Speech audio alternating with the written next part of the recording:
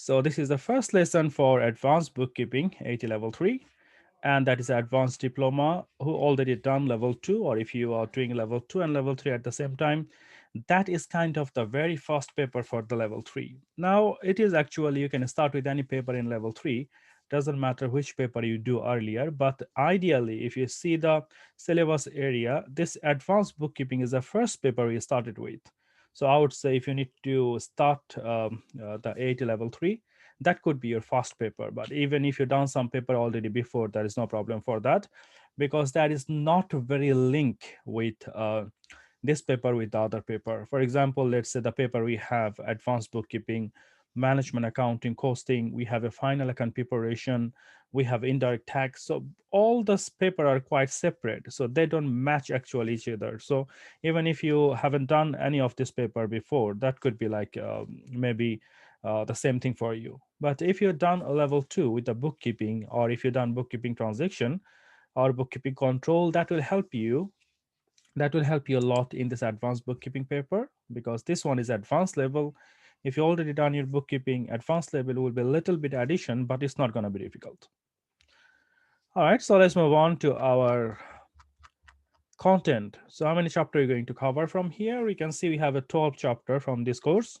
So chapter 1, we have a bookkeeping transaction, accounting principle, purchase of non-current asset, depreciation of the non-current asset, disposal of non-current asset, accruals and prepayment, inventories, irrecoverable and doubtful debt, bank reconciliation, control account reconciliation, trial balance, errors, and the suspense account, the extended trial balance. All of this we're going to cover from this course. So we'll try to do 2 chapter or 3 chapter is class. So each lesson we will see try to do 3. If the chapter is really long, if it is a really extended chapter, maybe you can do 2, but we'll ideally we can do 3 chapter in one lesson. All right, so let's move on to the first chapter and have a look what we have there.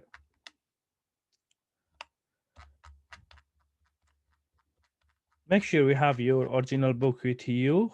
Even if you didn't order yet, you can order. If you don't know where to order, you can send me an email. I can tell you the link. I can send you the link. You can buy from there. And it's better if you can buy all the book at the same times, so you don't have to pay the delivery cost every time. The first chapter we have that is called bookkeeping transaction. Now this paper you already done in level 2, if you already done your level 2 with the bookkeeping or accounting, and this is just like refresh your memory, like what you have done. So we don't have much difficult things here. Let's have a look at the chapter overview. So on the chapter overview, you can see we have some book of prime entry. So we already know what is book of prime entry. Book of prime entry is the book where we record something very initially. So at the beginning, if we write it down something in any of the book, that is called book of prime entry.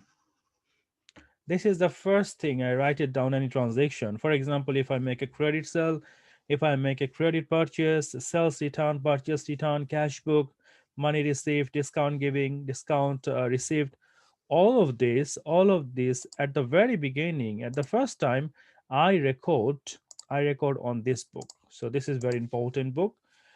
Book of prime entry, but this is not a ledger account. Remember that book of prime entry is not a ledger account. It's a book of prime entry. So when I say the ledger account, I mean the double entry, and the double entry means debit and credit. So if something we recorded in the form of debit and credit, that is called double entry recording, and this is part of the general ledger. So this is basically the book of prime entry. So this is your initial book. When you have something at the very beginning, when you make a credit sale, when you make a credit purchase, you recorded all of this on the book of prime entry. Let's quickly refresh our memory. So the first one, we have sales day book. On the sales day book, we record only credit sale. Sales day book, only credit sale. Credit sale means not cash sale, only the credit sale. I hope all of you know the difference between the credit sale and the cash sale. So credit sale is when we buy something, or when customer buys something from us and pay us later. When we buy something and pay our supplier later, this is called credit purchase. So if the transaction doesn't settle immediately, so for example, if I buy something and if I said I'll pay you later, this is a credit sale. If I buy something, if I pay immediately for that, that's the cash sale. For example, if we go to Tesco and we buy something and we paid immediately, that's a cash sale. But normally in the business, when we buy something from the supplier, we always pay it later. So of course, this is a credit sale. So cash sale doesn't mean in the form of cash. Remember that. Cash sale doesn't mean in the form of cash. Even it is a cash sale, you can pay with card, you can pay with check, we can pay with the bank transfer. So if you paid immediately for the product or for the service, that's a cash sale. If you paid later on, that's a credit sale. Doesn't matter how you pay. So this is the sales day book. On the sales return day book, this is only sales return. So actually the credit sale return, isn't it? So sales return. Then purchase day book, all the credit purchase. Credit purchase. Then we have purchase return day book. That will be our purchase return. So purchase return. Then the cash book. Cash book is the book that could be book of prime entry or part of general ledger, both. Cash book can be book of prime entry. Book of prime entry, I'm writing BPE. That means book of prime entry. And it can be also the part of GL, general ledger. Now, what is the cash book? I'm sure you already know that. The cash book is a book where we have a two side. We have a debit side and we have a credit side. Everything we received on the business for any reason, as long as money come to the business, we record on the cash book debit side. So money in or money received, whatever, for any reason. If money come to the business, come cash book debit side. If money out from the business for any reason, cash book credit side. And the cash book is a book of prime entry and can be the part of general ledger as well. Then you have a discount allowed day book. So when we give discount, so we give discount to the customer. When you give discount to the customer, we record it on the discount allowed day book. Now I'm sure all of you know how many types of discount we have. We have a trade discount, we have a bulk discount, we have a prompt discount. Sometimes you call it settlement discount. So all of this discount will be recorded in the discount allowed day book. Then you have a discount received day book. So any discount we receive from the supplier, we record it here. So discount received from supplier. Now the journal, basically, this is mainly used for the adjustment, to be honest. Adjustment. Journal is mainly used for the adjustment. For example, when you will be accountant, when you prepare the accounts for your client, so you will see at the year end, there's a lot of adjustment will be needed. So I'll tell you how does it work. For example, when a client come to you and they say to you, can you prepare my account for me? And as an accountant, you said, yes, I can. And the client will ask you what you need from me. Like for example, let's say Sabira is my client, and Sabira came to me and said like, can you prepare the accounts for me? And I said, yes, I can. And I will tell Sabira, I need some documents from you. And she will tell me what type of documents. I said like, I need a bank statement and your cash transaction. So I need to see how many transactions you have on the bank and how many transactions you have on the cash. Now, from the cash and the bank, I will have everything except some adjustment. What does that mean, adjustment? Adjustment means the accruals and the prepayment. Accruals and the prepayment. We have a chapter for the accruals and prepayment. We'll see what it is. But for the time being, I want all of you to know accruals and prepayment, something that is now relevant, everything on that period. For example, let's say you paid the insurance. Now, maybe your business year ending is 31st of March, but you paid insurance on January, but you paid for the whole year. So all the money we can see, for example, 1,000 you paid, let's say 1,000 you paid here for the whole year. Now the question is, you paid here and your year ending is 31st of March. So when I open the bank statement, I can see for this year you paid 1,000. So my question is this 1000 belongs to this period? Is this 1000 belongs to this period? The answer is no. I paid here, but I paid for the all over the year. So I have to do some manual adjustment. I said 1000 for the 12 month. So basically after for January, February, March, maybe 300 and 700 for the rest of the year. So this manual adjustment when I have to do, this is called adjustment. And this is called year ending adjustment. And this adjustment has to be done through journal. So anything I have to do adjust, I have to plus and minus with myself. This is called basically adjustment, and we do the adjustment through the journal. All right, so let's move on to the next point we have. If possible, everyone can join 10 o'clock. That will be really good, because every time if someone join, I have to go back and I have to like accept the request. So I would request everyone, if possible, try to join 10 o'clock. All right, so the first one we have the double entry bookkeeping. When I said double entry, there's two words here, double and entry. So that means two entry. Double entry means two entry, two entry, two entry. One is debit, one is credit. So every single transaction will definitely have two impact, one as a debit, one as a credit. If something we don't have in the form of debit and credit, we cannot say this is a transaction, and we cannot recording for the accounting purpose. So every single thing we recorded in the bookkeeping system is has to be in the form of double entry. Now, the next thing we have here, that is business transaction are posted from the day book to the ledger's account. Now, obviously, as I said, you also know this thing. This is not very new, but just trying to refresh our memory. So business transaction are posted from the day book. Day book means all the day book we have just explained, sales day book, purchase day book. So from the book of prime entry, books of prime entry, later on, we move all this information to GL, the general ledger. Now, the GL is the main account. After, like, beside this GL, we have a subsidiary ledger as well. For example, sales ledger, purchase ledger, this type of ledger as the subsidiary ledger. But a little bit, let me a little bit quickly go with the accounting process once again. So accounting start from the transaction. Transaction. So if someone tell you, is there anything before transaction? The answer is no. We need the transaction to record something.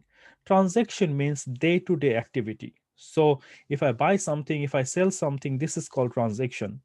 So from the transaction, I started recording in the form of journal. So the first step of the accounting journal, journals, journals, this is number one. And journals means something is debit, something is credit as a double entry. After prepare the journal, the next thing we do is step number two. Using the journal, using this journal, I make the ledger account. Using the journal, I make the ledger account. And every ledger account is like a T account, isn't it? So all the ledger account we make, we have a balance CD and BD. And by using this ledger account, my next step is to prepare the trial balance, TB. Trial balance, and the trial balance have a two side, debit side and the credit side. So using this all balance BD, I prepare the trial balance, and the trial balance has to be agree ideally. And by using the trial balance, finally I prepare the statement of financial position, and that one I submit to HMRC and company house. So this is the accounting process. They start with the journal, then ledger account, then trial balance, then prepare the accounts and submit to HMRC and the company house. So this is the accounting process. If someone asks you where accounting started, you say with the debit and credit with the journal. Where it is finished, statement of financial position. And to prepare the journals, we need transaction. Is there anything before the transaction? The answer is no. Nothing is before the transaction. If someone asks you what is the transaction, there is a condition of the transaction. He said it has to be two parties. One party should receive something and another party should pay for that. For example, if I go to Tesco, so I'm number one, party number one, Tesco is party number two. And I have to receive something. So let's say I buy water. So I received the water and I paid £1. So I received the water and paid for that. So this is called transaction. Has to be two parties. One party should receive something and another party should pay for that. All right. So this is all here. Then you have a value added tax, VAT. Now the value added tax, you already know you have to prepare the VAT control account. Now how we calculate the VAT, every single business have some threshold. For example, if they reach up to £85,000, they have to register for the VAT. And once they register for the VAT, they will charge 20% to their customer. So 20% they have to charge to the customer. So every time they sell something, they will add 20% VAT. And this VAT actually not for them, is for the HMRC. Now, when you register for the VAT, you also have advantage to claim back the VAT, what VAT you paid on purchase. For example, every time you buy something from the supplier, how much VAT you paid, you going to take away or minus it from the output VAT. Output VAT means VAT on sales. Let's say on VAT on sale is £100. So basically, you make a sale and you charge VAT £100 from the customer. So this £100 is supposed to give it to HMRC, but you need to check yourself, is there any VAT you paid when you buy something from the supplier? Let's say on purchase you paid VAT 50.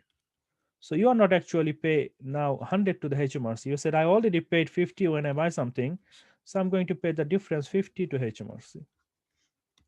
So basically that's the difference between the output VAT and the input VAT. You're going to see this one in detail. You have a like full course for that, that is indirect tax, and the indirect tax will tell you everything about the VAT. Then we have a trial balance. By using the ledger account balance, we prepare the trial balance, and ideally the trial balance should agree. So the debit side and the credit side is supposed to be match on the trial balance.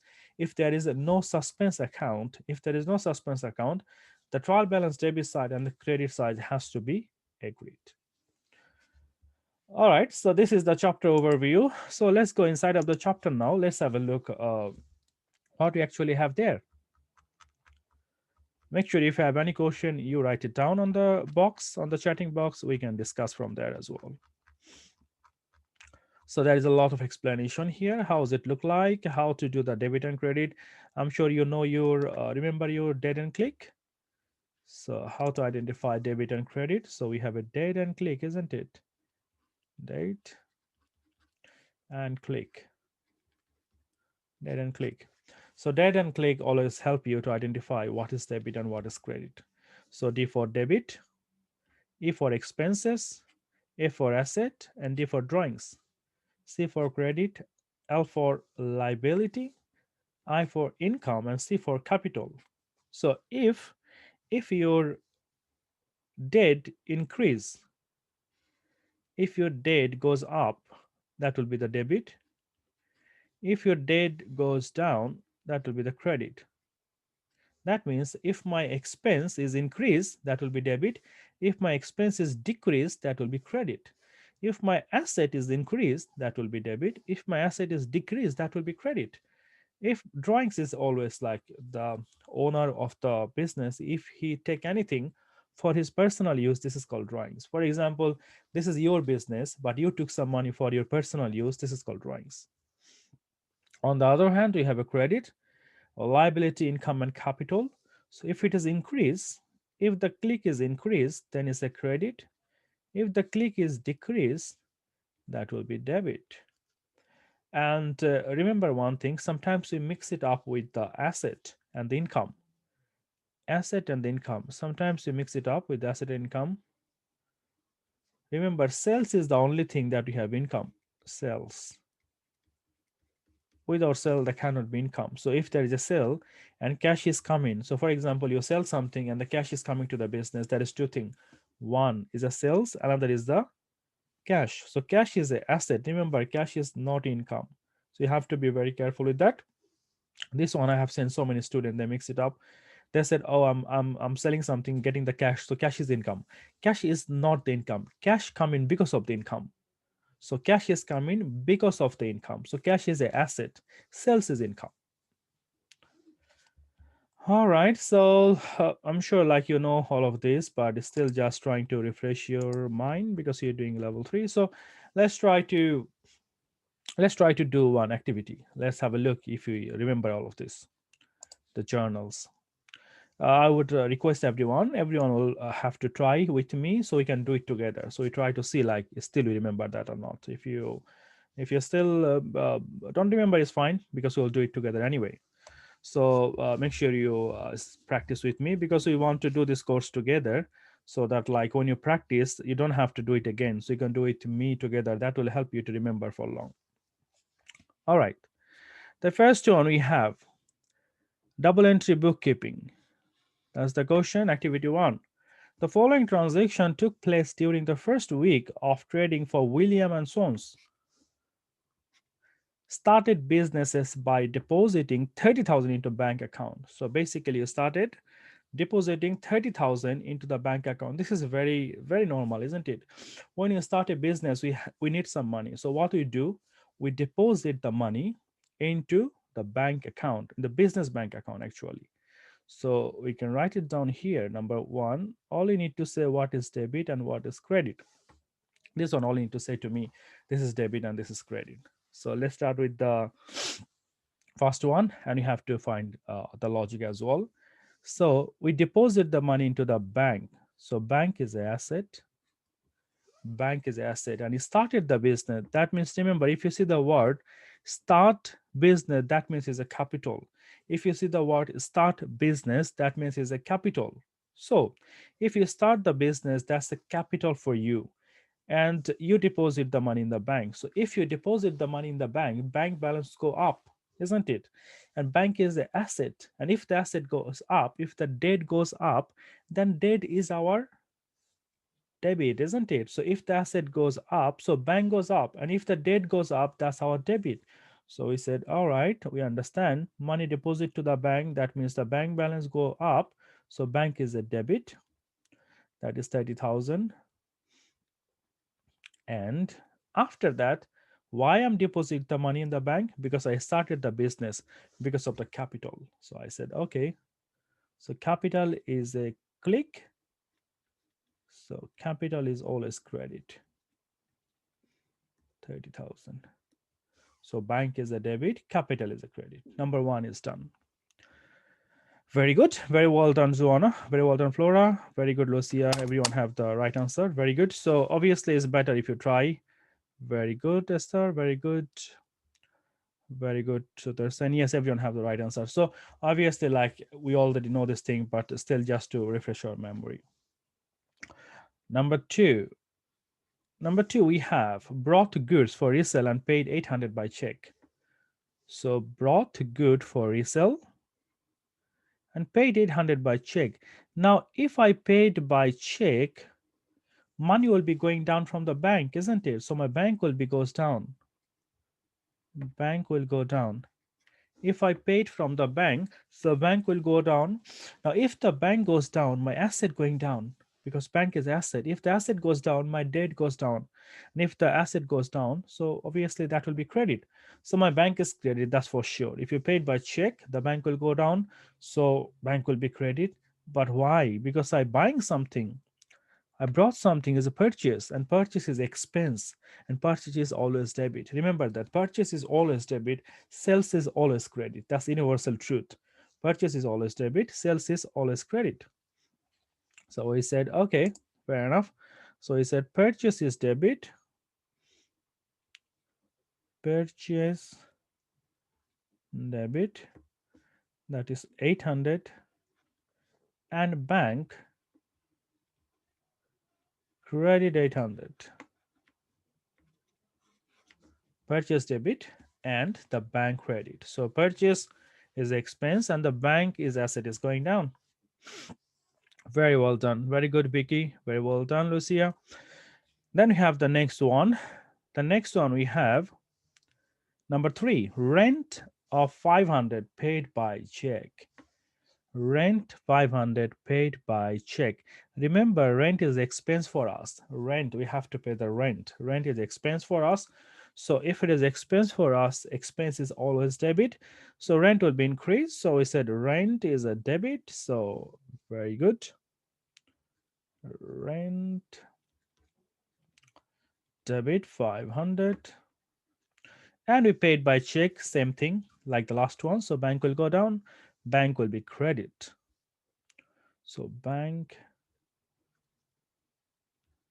credit 500. Number four. Number four is saying sold goods for 400. Customer paid directly into the bank account. Of course, if the money come to the bank will go up. So same story. If the bank goes up, so obviously my asset going up, and if the asset goes up, that will be debit. So bank debit, and that is 400.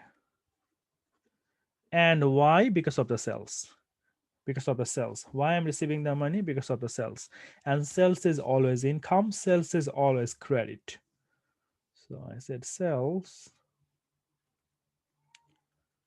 is a credit 400.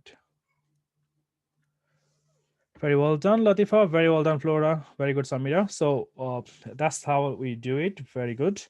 So it seems like we still remember all of this. Very good. Let's move on to the next one, number 5. Paid rates of 150 by check. Let me tell a little bit what is rates. Sometimes we are not sure what is rates.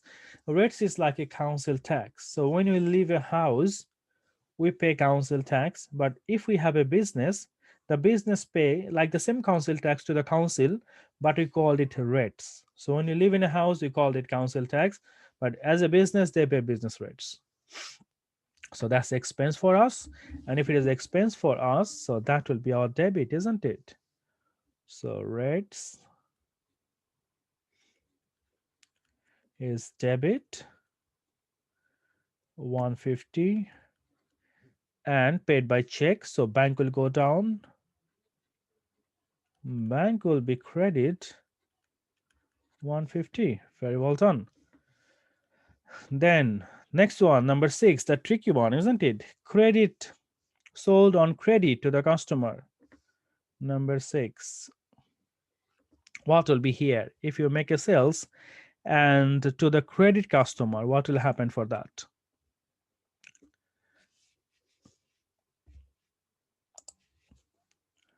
Number 6, anyone can tell me that?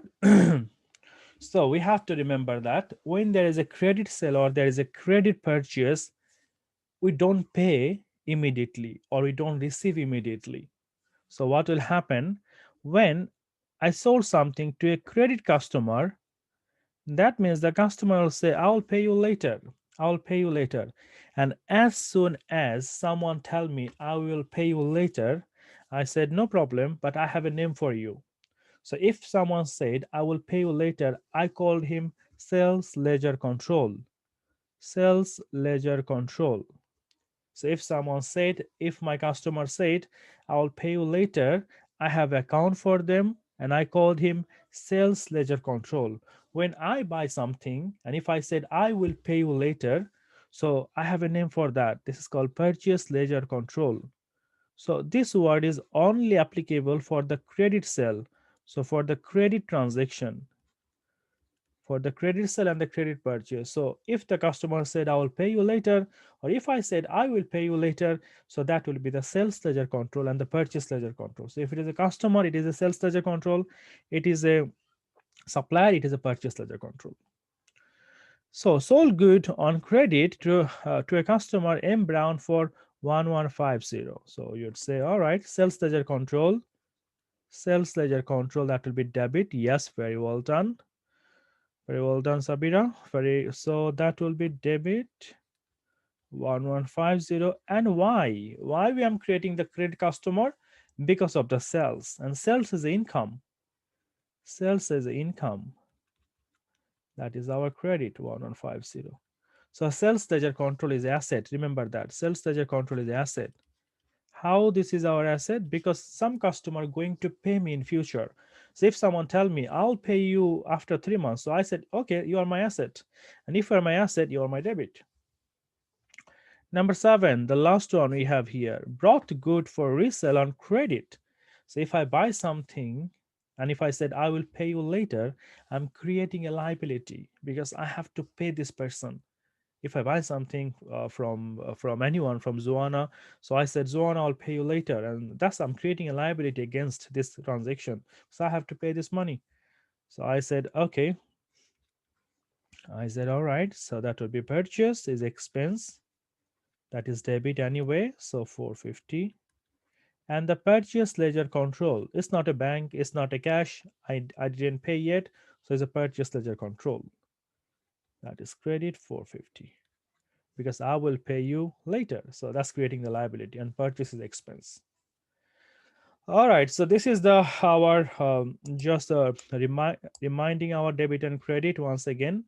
What we have done level 2. It's nothing difficult, but of course, like we need to know the debit and credit because this is the base of everything. If we don't know the debit and credit, we don't know anything. So debit and credit is the main thing. Anyone have any question from activity 1? You can tell me now. We can discuss more. So every time when you're done activity, so make sure if you have any question, you write it down. That will be like good for me, for all of you. I can explain immediately for that. All right, well done, Vicky. So that's fine. Now, even though the question didn't ask anything about the debit and credit, now we're going to see how's it work on the ledger account. Now the question said prepare a ledger account. That's not going to be difficult for us. If we know how to prepare the ledger account, we can do that. So let's have a look the ledger account. Now once we prepare the journals, that is debit and credit, our next step is to move all the journal to the ledger account. So let's have a look how many ledger account we have. Remember, every single transaction we have, we're going to make a separate ledger account for them. So let's say we will make a one account for bank, one for capital, one for purchase, then one for rent, one for rates, one for sales, one for sales ledger control, and one for purchase ledger control. We'll make a separate account for each of them. Let's start with the bank one because bank will be the more transaction we do with the banks, purchase and sell. How we do that? Let's have a look. So this accounts belongs to bank. The whole account, T account, belongs to bank. Left hand side is the debit side, right hand side is the credit side. Even in the exam, in anywhere, if you don't see it, debit or credit, but we always assume debit side is the left hand side, credit side is the right hand side. It's like kind of something default. So always debit is the left and credit is the right. Now let's have a look at the bank. So bank is a debit. Transaction number 1, bank is a debit. So this account belongs to the bank. So I'm going to write on the debit side because bank is a debit. So I'm going to write on the debit side, and I'm going to write the opposite name. I'm going to write capital, 30,000. So all we have to remember, I'm writing on the account holder side. So here the account holder is a bank and bank is a debit. Thus I'm writing on the debit side, but I'm writing the opposite. The reason is I will never write my name on my account. So in this account, I'll never write bank. Remember that. So inside of the account holder, we never write bank. For example, let's say you have a let's say I have a customer. Let's say I have a customer, Sabira. I have a customer, Lucia. Now, Sabira paid me £500 and Lucia paid me £500. Now I'm going to write on my book. So what I'm going to write? Am I going to write like my name? Am I going to write Sajid 500, Sajid 500? No, I'm going to write Lucia 500, Sabira 500 because I want to know I received 500 from whom. So that will tell me from Sabira. I receive 500 from whom? From Lucia. So that will give me, so opposite transaction name will tell me why I'm receiving that. For example, in this bank account, you can see I received 30,000 on the bank. And if my manager asks me why we received 30,000 on the bank, I said because of the capital. I can give the answer very quickly. So that's why we're writing on the same side but the opposite name. Remember that. All right, so first bank is done. Transaction 1 is done. Number 2, do you have a bank here? Yes, we have a bank. But this time the bank is a credit. So my pen will be on the credit side. My pen will be on the credit side. And on the credit side, I'm going to write what? The opposite one. And the opposite one is purchase. So I'm going to write purchase. And that is 800. So number 2 is done. Move to number 3. Is there any bank? Can anyone tell me what I'm going to do for that? So you just write, you can tell me like, oh, rent this side or bank this side. You can tell me that. So number 3, we have a rent debit and the bank credit. So you have a bank here. So if there is a bank, I have to do that. So bank is a credit. So bank is a credit. That means my pen will be on the credit side, isn't it? And on the credit side, I'm going to write the opposite, rent. Very well done. And next one, number 4. What I'm going to do with that? Yes, sales debit. Very well done. Sales debit. Very well done. Then number 5, rates. Credit. On the credit side, I'm going to write rates. That is 150. And the rent was 500. Then number 6, we don't have any bank. Number 7, we don't have any bank. So that's all for the bank. Now we can see the general ledger for the bank is completed. We don't have any more transaction. Now what we need to do, we need to find the balance CD and BD, the closing balance and the opening balance. How we do that? All you need to see which side looks higher, debit side or the credit side. Which side looks higher? We always look for the higher side. And we can see debit side looks higher. So I said, okay, so it's 30,400 if I added this to 30,400 total. And remember, both side I'm going to write the same thing. So I'll look at which side looks higher and I'll write both side the higher amount. But you can see if I added this 3 is not 30,400, isn't it? So I need to find the difference. How much is the difference? And the difference is called balance CD. So I said balance CD or balance carried down. So normally we said balance CD in a short form, but the full form is balance carried down. So what will be here? So from the 30,400, if I minus 800, if I minus 500, if I minus 150, I have a balance 28,950. Now try to understand the whole story. Let's say if you work in a company and if my manager said, how much money we received in the bank for this period for up to now? I said, on the bank we have received 30,400. Okay, we received 30,400. Why? Because 30,000 because of the capital and 400 because of the sale. And the manager said, okay, so I'm happy we received 30,400. I know the breakdown because 30,000 because of the capital and for the 400 because of sales. Okay, can you tell me how much we have left on the bank right now? I said, we have right now 28,950 pounds, sir. And if the manager said, how we received 30,400, why we have less money? And I said, I paid 800, I paid 500, and I paid 150. And he said, why?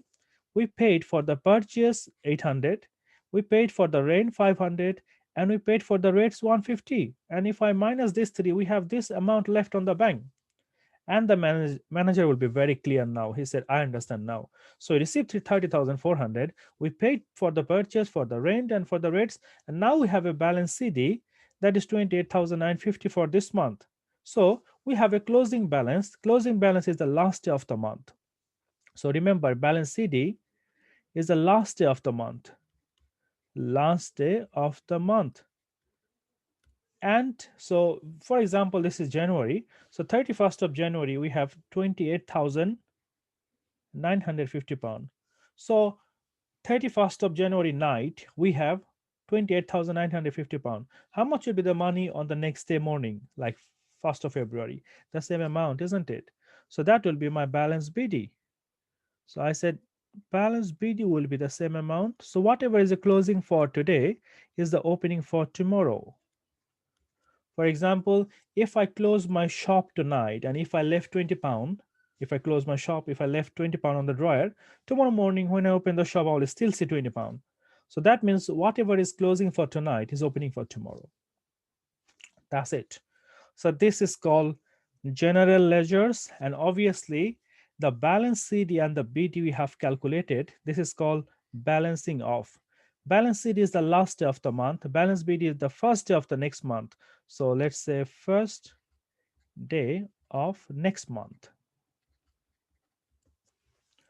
That's it. And all of this process is called balancing off. If you calculate the balance CD and BD, we called it balancing off. Balancing off. So if the question asks you, calculate the balancing off, that means they're asking for balance BD and balance CD.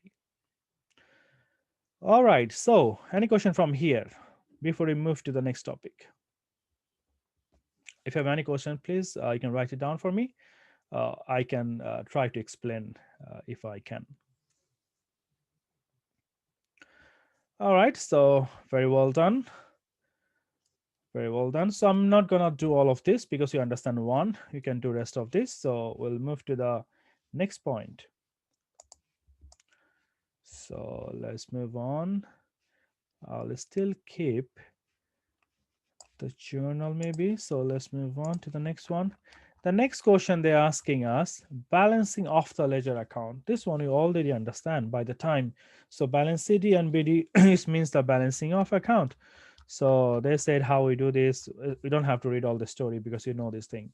Now they said in activity 2, balancing of the ledger account. Okay, so let's do that. We already done for the bank. If you remember, all you need to do, we need to added this to, and if you remember, you already done that, but they just tell me now. So the next question, 30,400, we minus this 3, balance city.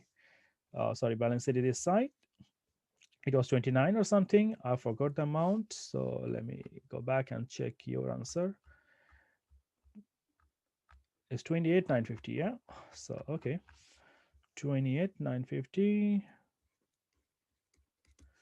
And that's it. The balance BD 28,950. Here 28,950. That's balance BD. This one you already done, so you don't have to worry about it. So yes, it is interesting, Ali. By the way, my name my name is not Wakas. My name is Sajid. Wakas is like kind of the from the admin team, so they have this login for the Zoom. So my name is Sajid. All right, so let's move on to our next bit. The next question. The next point we're going to see, that is for the value added tax, that is VAT. Now, we already explained a little bit about the VAT, how the VAT works. So we have output VAT. Output VAT means VAT on sales. Output VAT means VAT on sales. So output VAT. Output VAT means VAT on sales. VAT on sell.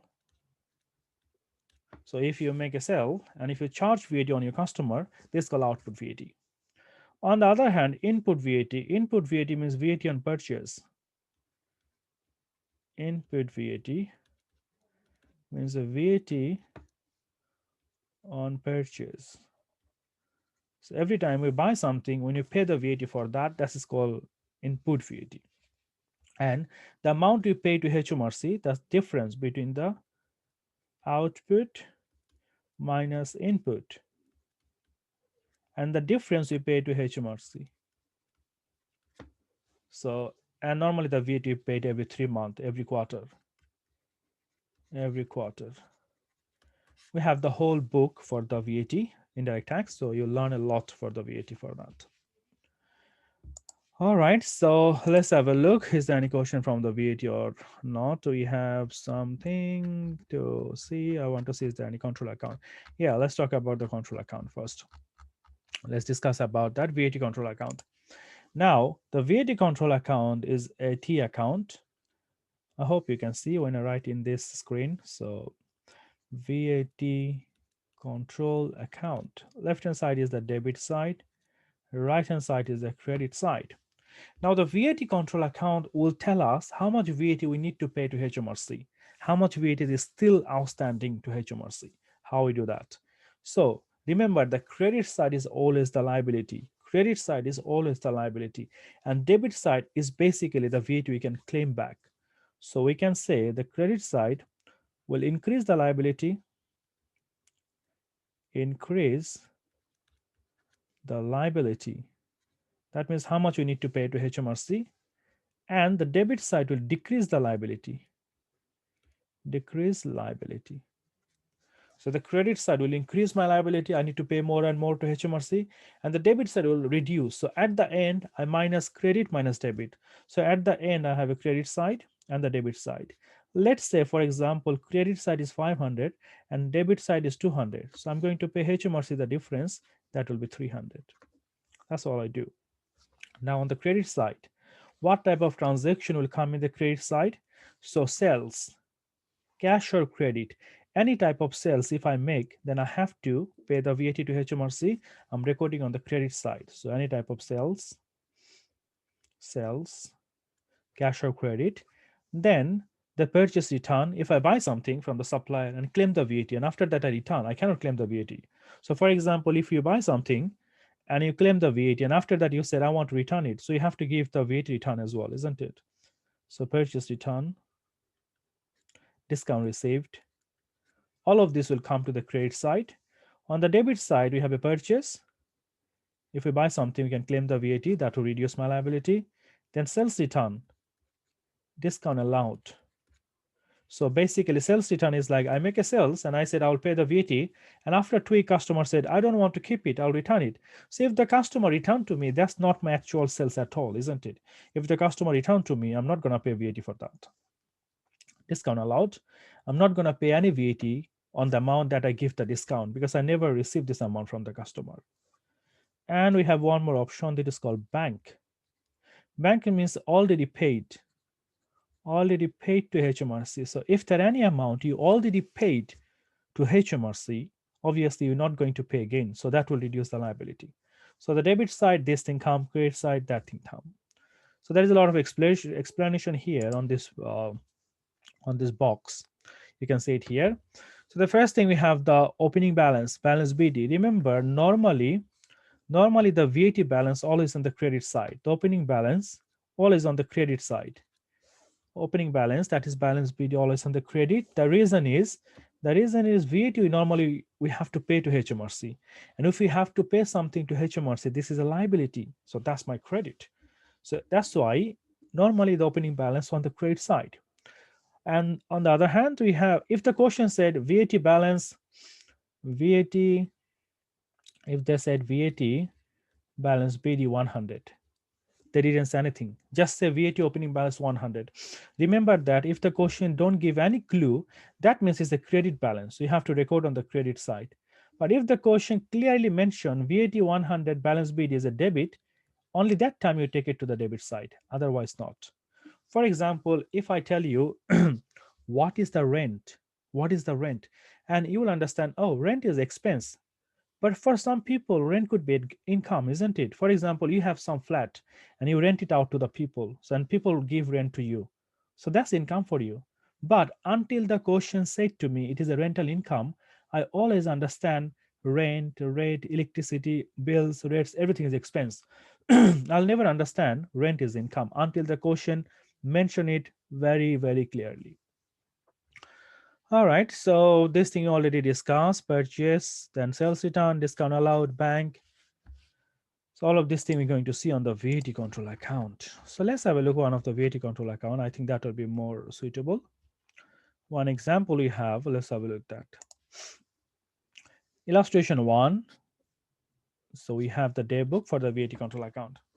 The opening balance, the question said we have opening balance 80 pound. So balance BD 80 pounds. So opening balance BD 80 pound.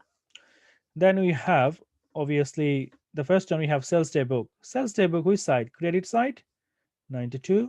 We have to pay the VAT. Then sales return that will be on the 36. That will be which side? If the customer return to me, I have to reduce the VAT on the debit side. So let's say credit, debit, discount allowed. If I give a discount to my customer, I'm not going to pay VAT for that. So I'm going to record on the debit side. That is here. Then we have purchase day book 68. I'm going to claim the VAT back. So debit side, purchase day book. Purchase return. If I return something, I cannot claim the VAT on that. So I have to pay back VAT, increase the liability. Discount receive. If I receive the discount, I have to pay the VAT back because I never paid for this amount. So all of this, and finally, I paid the amount already paid to HMRC 78. This is called bank. And after that, what I do, I added all the credit side, the higher side, that is 195. We minus the debit side and find the balance city. That is 11. So that means I still need to pay HMRC 11 pound. They said there is a liability to HMRC 11 pound at the end of the period. So at the end of the period, after the quarter end, I have to still pay 11 pound to the HMRC. A very simple thing, is nothing complex here. So this is an example we can always read. You have on this the book, so you can always read that. The next point, we have the trial balance. In the trial balance, all we need to say, is it debit or credit? End of the story. In the trial balance, ideally the trial balance has to match. The debit side and the credit side has to be matched. So all you need to say, is it a debit or it is a credit? That's it. So let's try that. So have a look. We have example. So you have a bank is a debit, capital is a credit, purchase is a debit, rent is a debit, sales is a credit, rates is a debit, sales ledger control debit, purchase ledger control credit. And we can see after that the debit side and the credit side is equal. This always has to be matched. Remember that. If it doesn't match, the suspense account will be created. And you have to find the mistake, where I have done the mistake, and I have to remove the mistake. So bank is a debit because bank is an asset.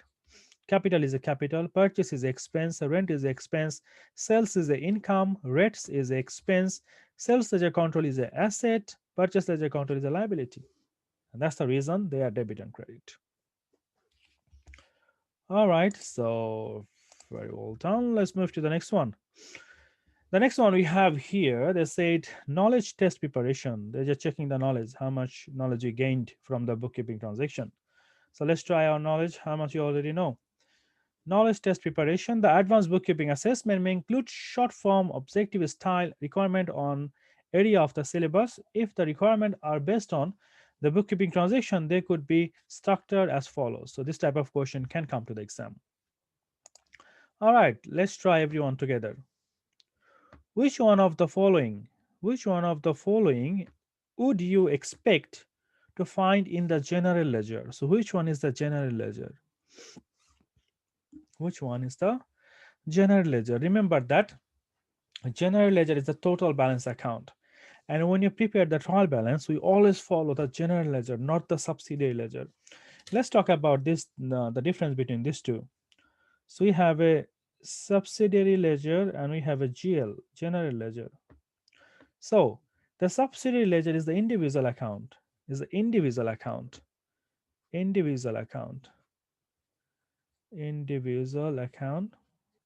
So when we talk about the subsidiary ledger, we talk about only one customer or one supplier. But the general ledger is the total balance. So when we prepare the trial balance, we always follow the GL, not this one. All right, so yes, very good, Flora. Yes, Lucia, all you have the right answer. Purchase ledger control is basically the general ledger. Very good. Move to the next one then. Which one of the following best describe liabilities? So which one is a liability? They said amount of cash injected by the owner of the business, that's capital, that's not liability. Then the ongoing expense of the business, that's expense. Amount owing from third parties, that's asset, isn't it? If I expecting some money from the third parties, that's my asset.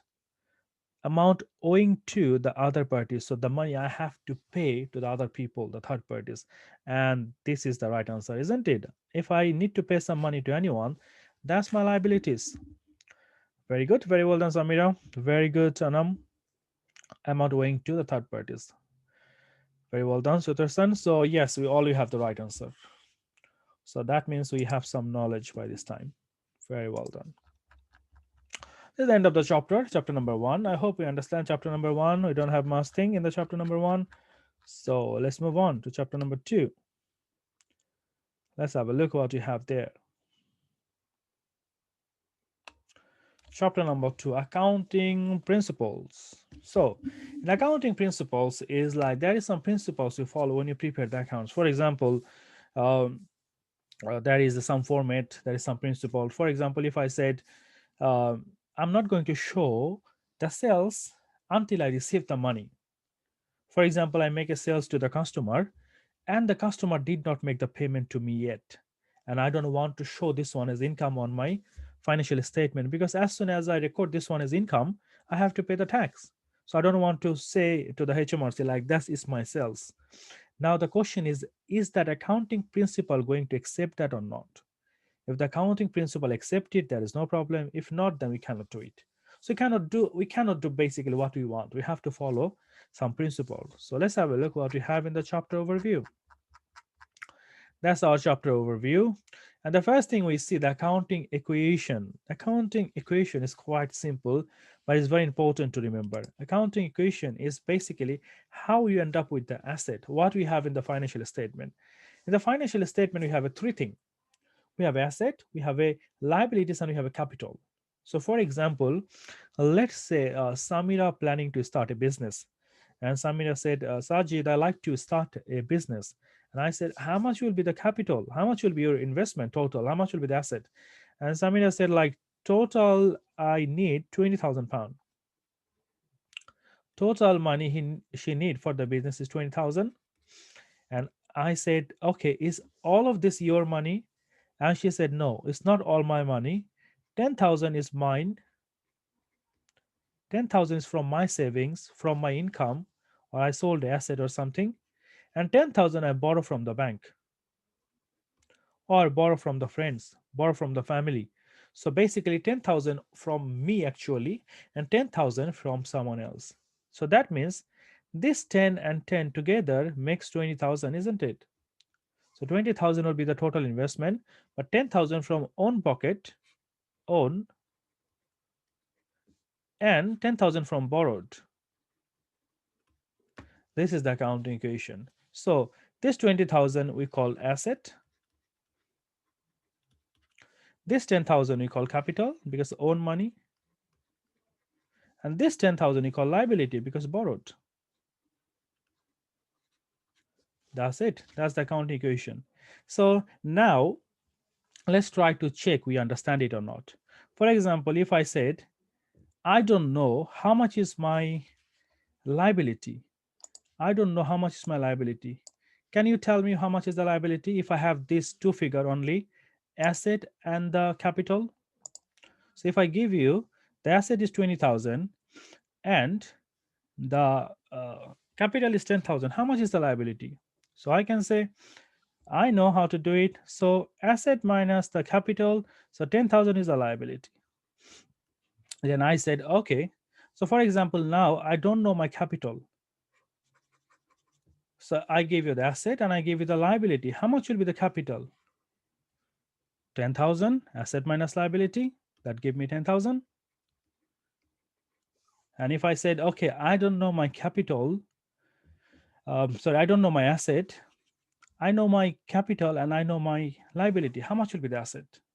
So I said, that's easy. Liability plus the capital, that will give me the asset, isn't it?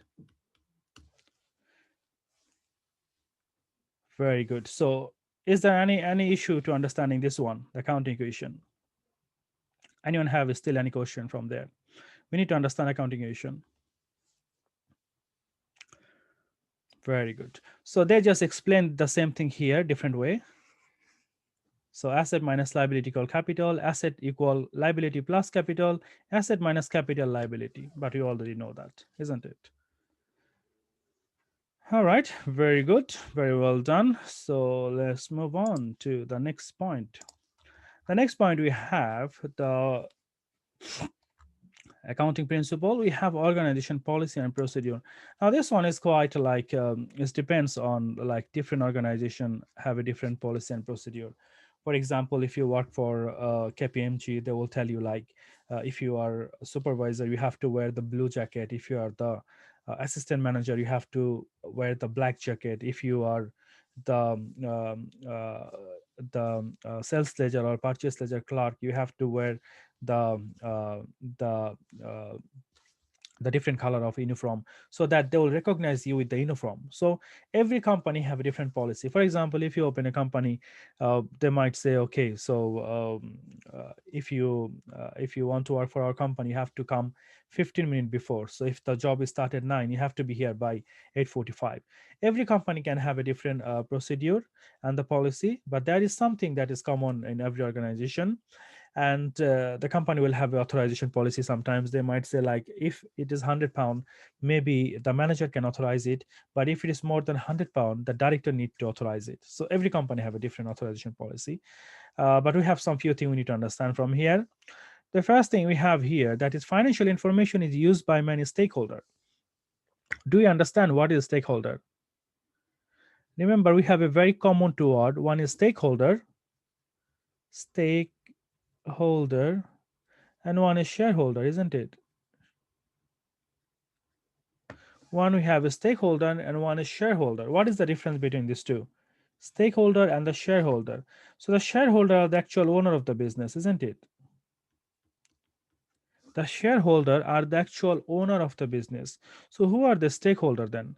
The stakeholder are the people who get impacted, who get affected because of your decision. So stakeholder are the people who get affected because of your business decision. Now it could be your customer, it could be your supplier, it could be your employee, it could be the government, anyone. So for example, let's say you open a business for the brick field. You're making a brick, and obviously what happened, this brick is basically make a pollution on that local area. Let's say you open a factory and it's making a lot of noise, and the local people they get affected because of this noise. So for any reason, if they get affected because of your decision, because of your business decision, they are your stakeholder. And the people who work for your company, employee, they are the stakeholder because they want to make sure the job is secure. For example, the government is your stakeholder because the government want to see you paying the right amount of tax. So all of this is basically uh, the stakeholder. So this is the part of a stakeholder. If someone is get affected because of your decision, we call it a stakeholder. All right, and the shareholder are the actual owner of the business. Information must be complete and accurate. Yeah, so information must be complete and accurate. We don't take the information if it is not complete. For example, if I said we will start 10 o'clock. Now, if I don't say 10 o'clock in the morning or 10 o'clock in the evening, you don't know it. If I said 8 o'clock in the morning, 8 o'clock, even if I said 8 o'clock in the morning, but if I don't say which day, the information is not complete. So the information has to be complete and accurate. Then you have policy and procedure. That has to be like depends on the organization. Different organization have different policy. Then the next thing we have ethical consideration. Ethical consideration is the topic you're going to see almost everywhere, like any of the paper you do, not only accounting. If you study law, you become accountant, chartered accountant, anything, you have to read ethics every time, because ethics is the one that keep make you like an honest person, a nice person, a very good person. So you don't do something that is unethical. So that's why you have to understand the difference between the ethical and the illegal. For example, sometimes we think like this is This is not illegal. So if I do it, what's the problem? The problem is it is unethical. For example, let's say you finish your work from the office, but you said like, don't need to turn off the computer because tomorrow I have to open it again. Don't need to turn off the printer machine or everything, the light. I'll keep it open because I'll come back tomorrow again. So I want everything ready. So he didn't turn it off. Now the question is, it is not illegal. No one can come to you and they can take you to the jail for that. No one can tell you like, oh, why did you keep your computer open in the nighttime when you are not there? So they cannot take you to jail because it's not illegal, but it is unethical because you are wasting the energy. For example, let's say you're going for a business meeting and you are five people working in the office. Now you might think like, we are going to the same place, so what's the point of taking five car? Let's take one car. So you can go by your own separate car, five car, or you can go in one car because you're going to the same place. So if you take five car, that will be not ethical because you can go like in one car, five people. So obviously, this is not illegal, but it's unethical. For example, you keep your employee for the zero hour contract. Now, 0 hour contract is looks like unethical because you can call the employee, you can don't call the employee because their hours to be depend on 0 hour. So if you need them, you call. If you don't need them, you don't call. It doesn't look like ethical, but it is not illegal. So you need to understand some basic thing. And top of that, also like the way we act.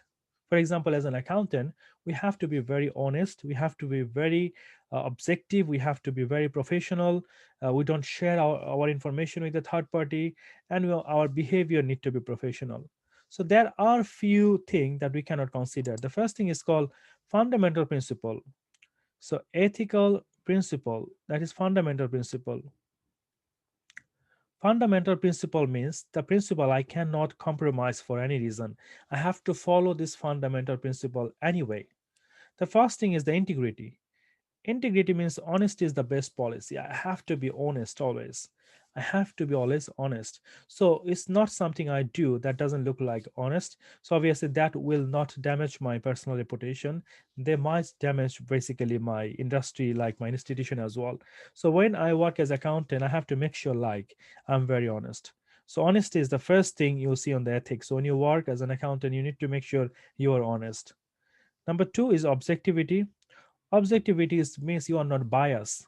So you're not doing something for your own interest, or you're not going giving any favor to anyone. For example, everyone is on the queue and you have a friend and you said, oh, you don't have to be in the queue because you are my friend. So you come fast. So you don't be biased. You don't give the favor over anyone. So it has to be very like objective. You don't show like any attitude that shows you are biased. You're not fair. So it has to be fair always. Professional competence and the due care.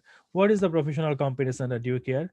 This one is basically you have to have up to date knowledge and information, and you should have the enough resources to carry on the work. For example, let's say if I said I want to do an audit, but I never had any audit experience. So of course this is not something I will do. Even though I'm an accountant, but I said, oh, I never done audit, so how can I do that? So you have to make sure you should have enough experience and expertise before you take the work. And you need to keep yourself up to date with the information, because let's say you become qualified last like 5 years back, and you don't know, if you don't keep up to date yourself with up to date knowledge, you might not know what is the regulation now. So you have to keep ourselves up to date. This is called professional competence and the due care. Confidentiality. You do not share the confidential information with anyone. So even though not with the friends and family. So you do not share the confidential information with the third parties. Professional behavior. The behavior need to be very professional. For example, if your client come to you to see in the office and you just take out a cigarette and you smoke and talk, so it doesn't look like professional. So it has to be like very professional. You don't come to the office like wearing like some swimming costume, so it doesn't look like professional. So it has to be professional. So this is the fundamental principle of the ethics. And this five fundamental principle, we have a objectivity, sorry, we have integrity, we have objectivity, professional competence and due care, confidentiality, and the professional behavior. There is a word that will help us to remember the fundamental principle. That is called Dr. Pico. Dr. Pico, Picco. Dr. Pico. Dr. Pico will help you to remember the ethical principle. Dr. Pico. Remember the word Dr. Pico. So P for professional behavior, I for integrity, C for competence and due care, C for confidentiality, and O for objectivity. So if you remember your Dr. Pico, then you will remember the ethical fundamental principle. So PICCO, P for professional behavior, I for integrity, C for confidentiality, C for competence and due care, and O for objectivity. Dr. Pico, fundamental ethical principle. Now, when you want to be a professional, like what you said, okay, I know what I should not do. So I need to be honest, I need to be not biased, I need to be professional. But there is some threat in the market, there is some threat outside that will not keep you to be independent, that will not keep you to be honest always. So there is some threat. What is the threat? This is called threats to objectivity. Threats to objectivity. So this type of threats will not keep you always like objective. The first one is self-interest. Self-interest, for example, if you have your own interest involvement, you might not take the independent decision on that. For example, let's say I'm an auditor and I'm auditing Tesco. Now, let's say I find a big thing in the Tesco, and if I know, if I already know, if I publish this information in the market, people will stop buying the share, and the share price of the Tesco will go down. Now, if I have already £5 million investment in the Tesco, before I publish this information to the newspaper or to the public, I'll think twice. Because if the Tesco share price goes down, I will be affected because I have a huge investment in Tesco. So if I have my self-interest, then before I decide I will do it or not, I have to think twice. So maybe I'm not going to give the independent decision if I have my self-interest. So if the self-interest is involvement, then I might not do it. For example, if your manager said like next year I'll give you a promotion, maybe you're going to listen your manager every time whatever he said, because he said he will give you a promotion because your self-interest is involved there. The next one is self-review. Self-review happen when you check your own work. Let's say you are the one who checked the invoice and you are the one who authorized the invoice, or maybe you are the one who make the order and you are the one who authorized the invoice as well. So what you'll do, maybe you're going to find a supplier who will give you some personal benefit. Let's say you buy uh, all of the product from your brother's company and your brother give you a commission, and you are the one who signed the invoice, so no one check. There is a possibility you are not independent, you are not honest anymore. Advocacy. The advocacy threat is happen when you act like advocate for your client. For example, you tell your client, don't worry, like if you need a loan, I'll prepare the accounts for you the way you will get the loan. And if you need, I'll go to the bank and I'll tell the bank I'm his accountant and I know him very well. His cash flow is really good. You can give the loan. So you don't do it. You are not allowed to do it because it's very unethical. It's not illegal, but it's unethical. Then familiarity. Familiarity is like when you become too close to your client, when you become too close to your client. So let's say if you have a client for many years, 5 years, 10 years, 15 years, and you become too close, they invite you to their home, you invite them to your home, and your children, their children become friend, and at a certain period you become friend. Now you see this person is involved with the money laundering on some big issues, but you become too close to them and now you don't feel like you can give an independent decision. So you are not allowed to become too close to your friend, like to your client. Then intimidation. Intimidation threat is happen when someone pressure you to do something. For example, your manager said, claim all the VAT we have on the mileage on the petrol for the car. And you said, sir, we are not allowed. We only allowed to claim VAT on the business purpose. And he said, listen, next year is the promotion. It depends on me. So he's giving you a threat. If you don't do it, I will basically stop your promotion. Or maybe like one person is a very powerful, he said you have to do it. Or maybe one client, he said like, if you don't do it by next week, I will change the account in next year. So for any reason, if you feel threat, this is intimidation. So all of this threat maybe will not keep you as independent as you want. So that might break the professional, the fundamental principle. So this type of threat you have to consider, and how you need to be save yourself. There's some safeguard. Maybe we'll see later on. All right. Any question from here? From the ethical consideration, from the fundamental and the threats? Anything? Still you have confusion? Very good. Very well done. You love Dr. Pico. Like I think like when I was a student, when I was doing my charter accounting, so I was like kind of from that time I learned this Dr. Pico, and I think I use it for all my students. Okay, so what PICO stand for? PICO stand for P for professionalism, I for integrity, C for competence and due care, C for confidentiality, and O for objectivity. Basically all of this.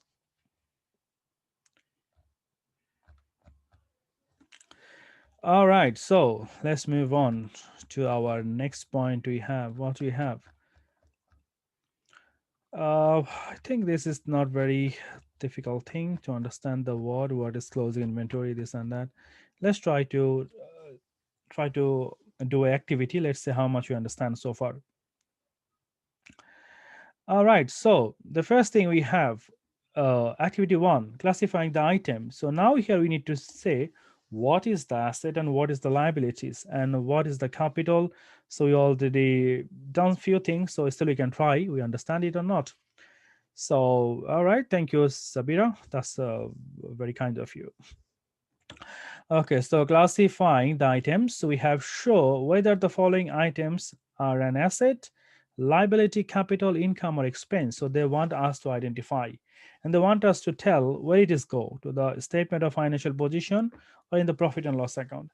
Now, before we say that, we have to know which item go to the statement of profit and loss account and which item go to the statement of financial position.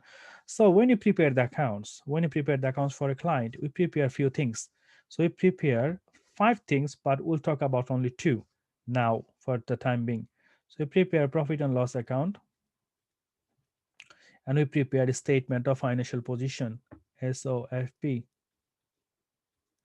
So profit and loss account, sometimes we call SPL, statement of profit and loss account, and SOFP, statement of financial position, sometimes we called it balance sheet. The same thing. Yeah. All right. So let's have a look what we come under the P&L. So in the P&L, on the profit and loss account, there are only 2 things come, either income or expense. So on the P&L account, either income or the expense will come.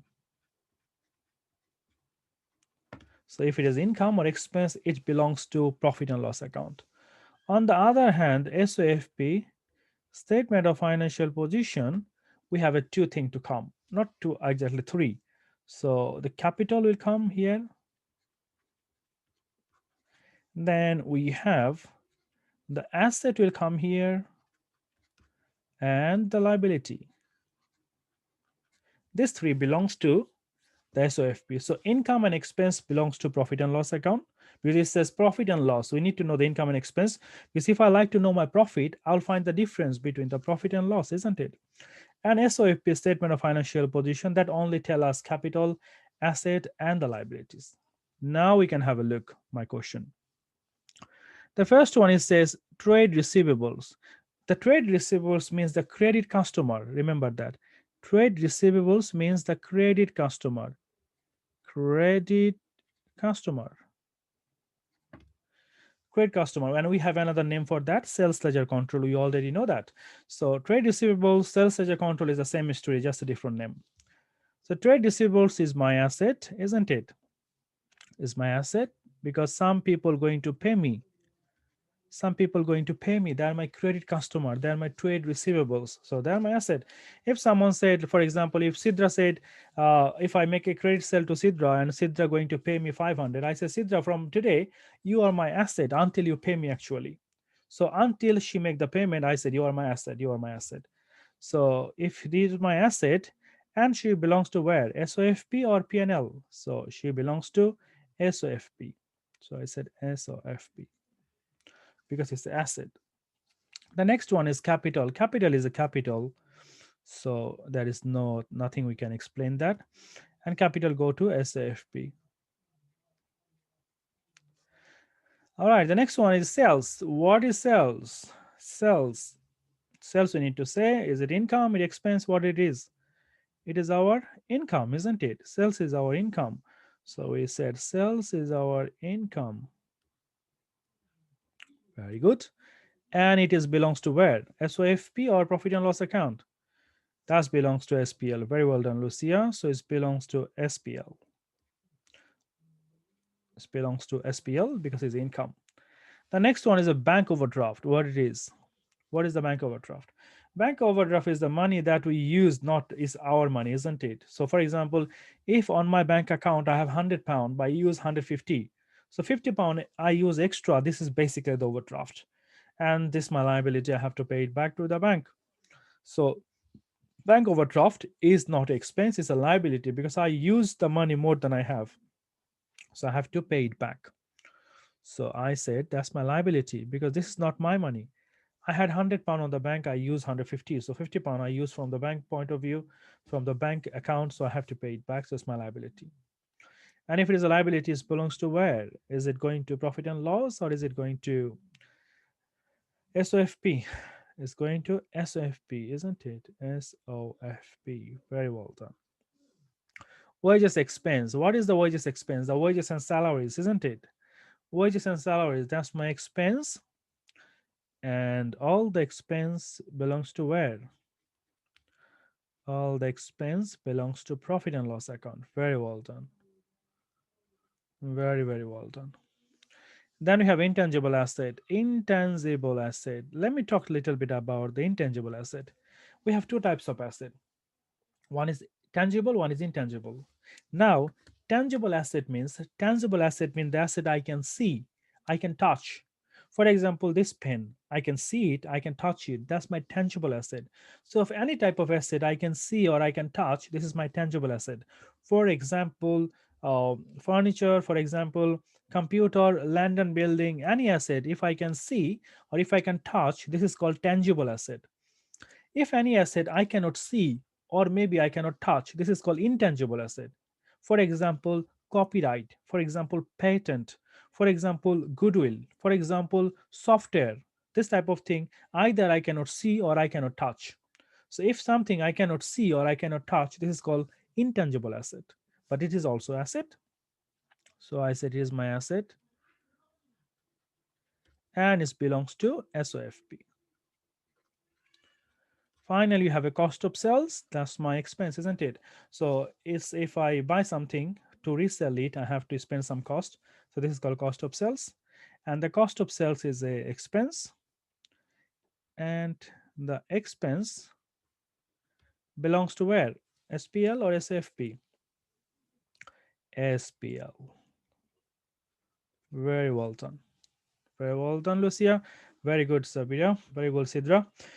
All you have the right answer. So that's it, activity one. Any question from here before I move to the next topic? Any question, any confusion you have? Very well done. Very good. Very well done, Flora. So obviously we understand this. So I think we can take a break, isn't it? So let's make a tea and make ourselves a little bit refresh, and we can start again. Let's take 15-20 minutes. So it's 11:30. Let's start after 20 minutes. So 11:50. Yeah. And you need to write your name as the attendance purpose. So all you need to write your full name on the text box so that the admin team, they can see you and they can give access for the recorded. So this lesson will be recorded and you can later on see it. All right, so I'll see you in 20 minutes time.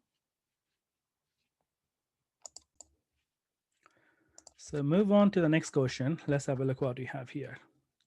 All right, this question is from the accounting equation that we just learned at the beginning of the chapter. Let's have a look we can do it or not. So we have accounting equation is they show whether the following statement are true or false. So you already know asset means liability plus capital, isn't it? So these two actually the total of the asset. So the first one they said uh, capital equal asset plus liability. What do you think? The first one, capital equal, think and tell me the answer. Capital equal asset plus liability. That one is false, isn't it? Because this one doesn't mean this and that, isn't it? That's not true. So he said that's false. The next one, they said asset plus capital equal liability. True or false? False. This is also false. And the last one we have capital plus liability equal asset. True or false? That is true. That is absolutely true. If I added this two, that is equal to that. All right, very good. That's easy one. Let's move to the next one, the B. On the B is saying, answer the following question by entering the appropriate figures. So they said if liability is 39,000 and capital is 51,000, what is the amount of asset? Can anyone tell me the amount? If a liability is 39 and a capital is 51, how much will be the asset? 90,000. Very well done. Very well done, Graham. Very well done, Viviana. So yes, we have a 90,000. Just adding these two, because these two will give us the total asset. Very well done, Sabira. Next, move to the next one then. The next one we have, if the asset is 86,000 and the liability is 44,000, what is the capital? So asset minus liability will give us the capital. Very well done. So 42,000. And the last one we have, if capital is 74,000 and asset is 162,000, what is the amount of liability? 88. Very well done, Lucia. Very well done, Sidra. 88,000.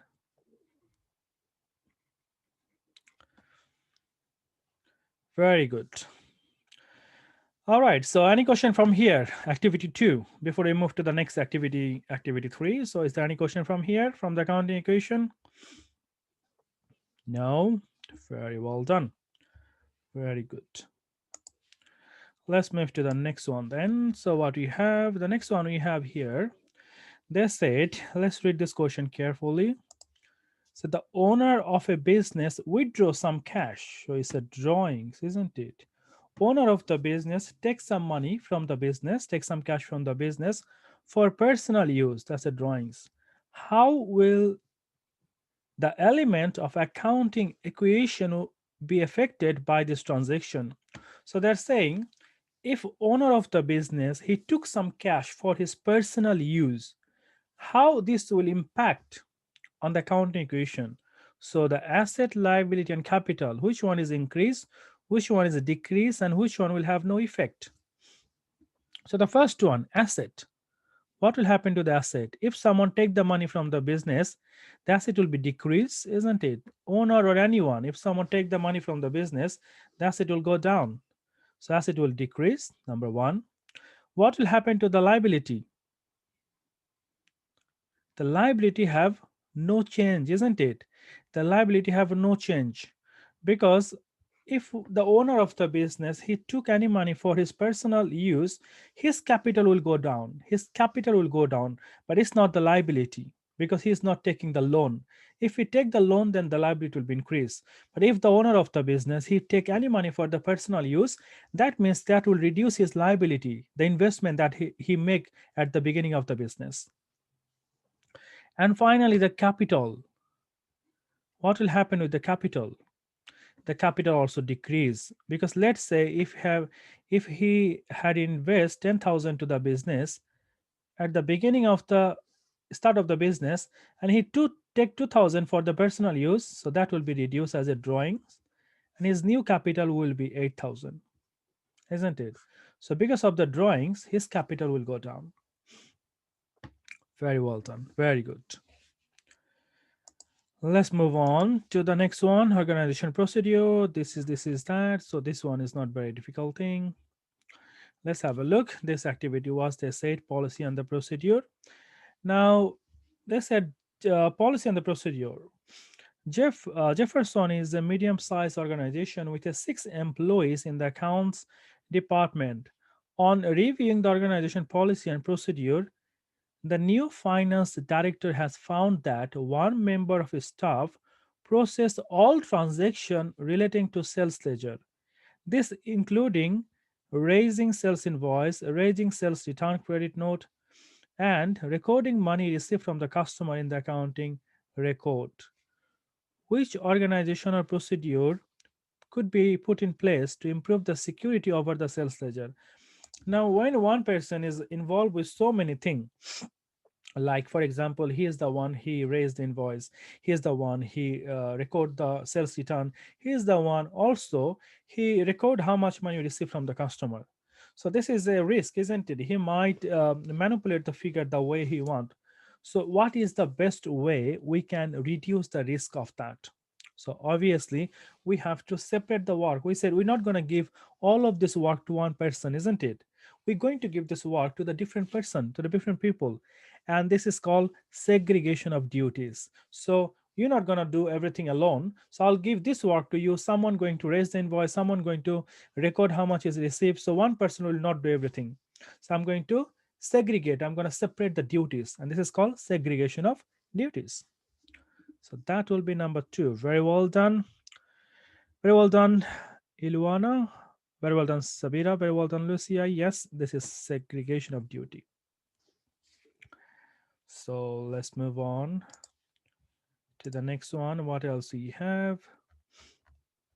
All right, the next one we have, that is an accounting technician. An accounting technician, why it is important to follow the organizational policy and the procedure. Choose one. So as an accounting technician, or as an assistant accounting or accounting junior, why it is important to follow the organization policy and the procedure? The main thing is like we have responsibility as a team, as individual. So when I work for a company, so I need to understand what is my responsibilities, and as a team what is my responsibilities. Because when you work for a company, I don't understand everything because I'm very junior, I'm just technician. So I have to follow the superior, the manager, and the advisor. So obviously I have to work in a team, so I need to understand both individual responsibility and the team responsibility. That's the reason I have to read like what I can do, what I cannot do. For example, if the organization has a policy, if something is more than 100, if something is more than 100, the authorization can be done by the manager. If something is more than 1000, it has to be signed by the director.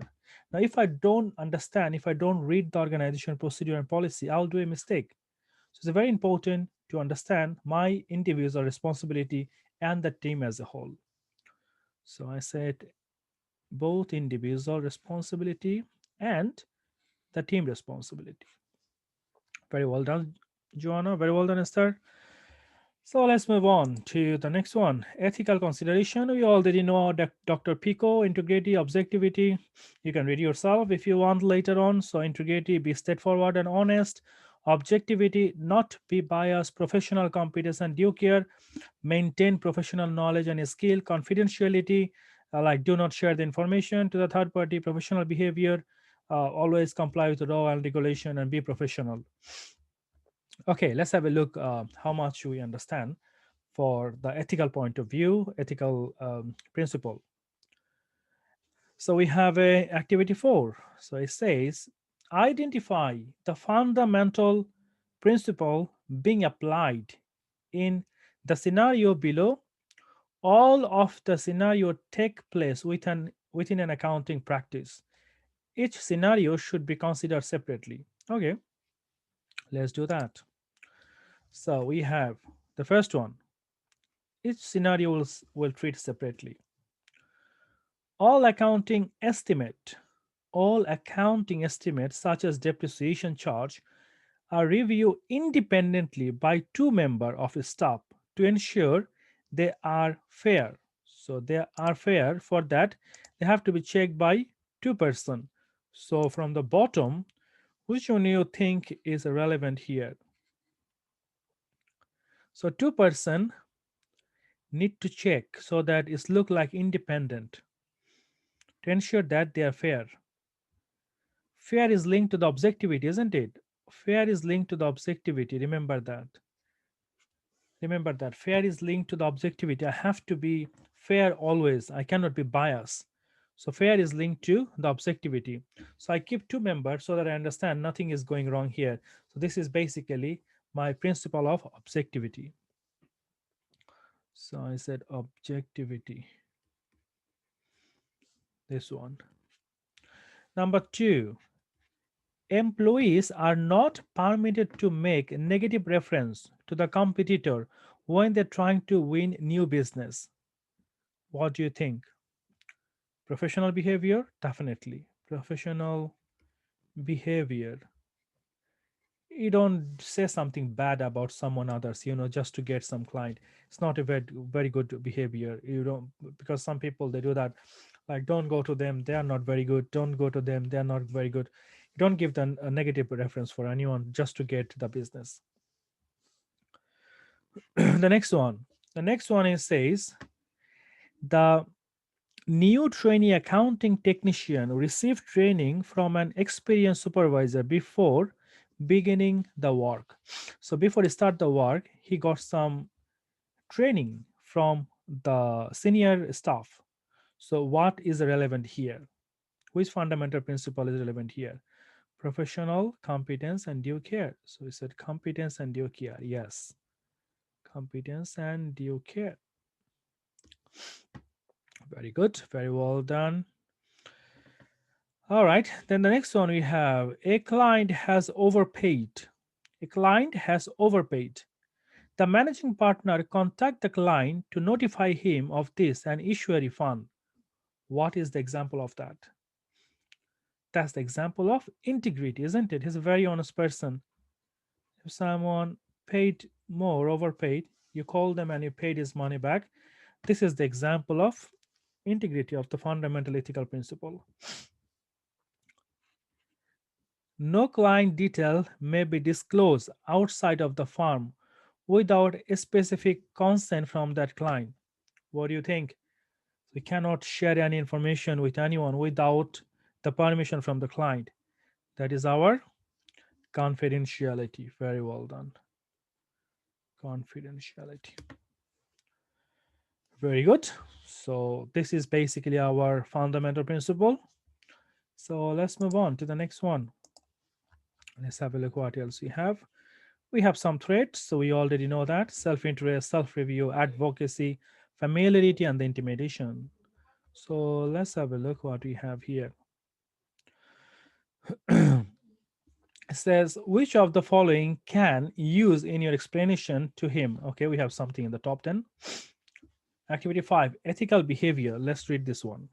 It says you are preparing the account for a client for the year ended 30 of June 2002. The business dispatches good to a customer and raises an invoice on 29 of June 2002. However, the customer does not pay until 28 of July. So basically, you making a sale when 29th of June and your year is ending 30 of June. So that means this sale should be included on this year, isn't it? Because you just make a sale before the year end. So this sales has to be included on the sales. Doesn't matter customer paid or not. However, the customer paid July, so next month, but my year is end on June 30 June, but customer paid July, but I make the sale on June. So the question is, do I record it or not? Isn't it? Your junior colleague asks you, your junior colleague asks you why you are considering recording this sale in the account for the year end June when the cash was not received until 31st of July. Because the answer is we use the accrual concept. The answer is we prepare the accounts based on accrual concept. ACCURAL, accrual concept. Accrual concept means doesn't matter you received the money or not, doesn't matter you paid the money or not.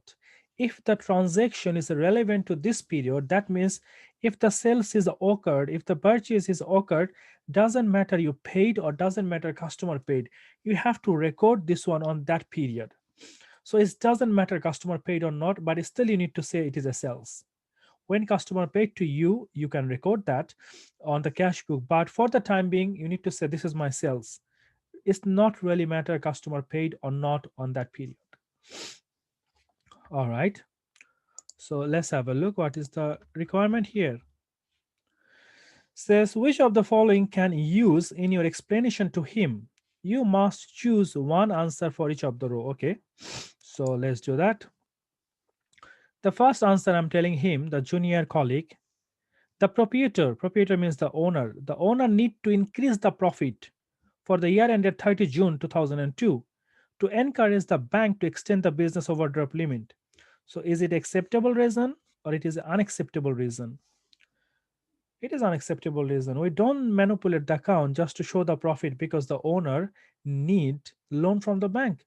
It's not an acceptable reason. He said no, it's unacceptable reason.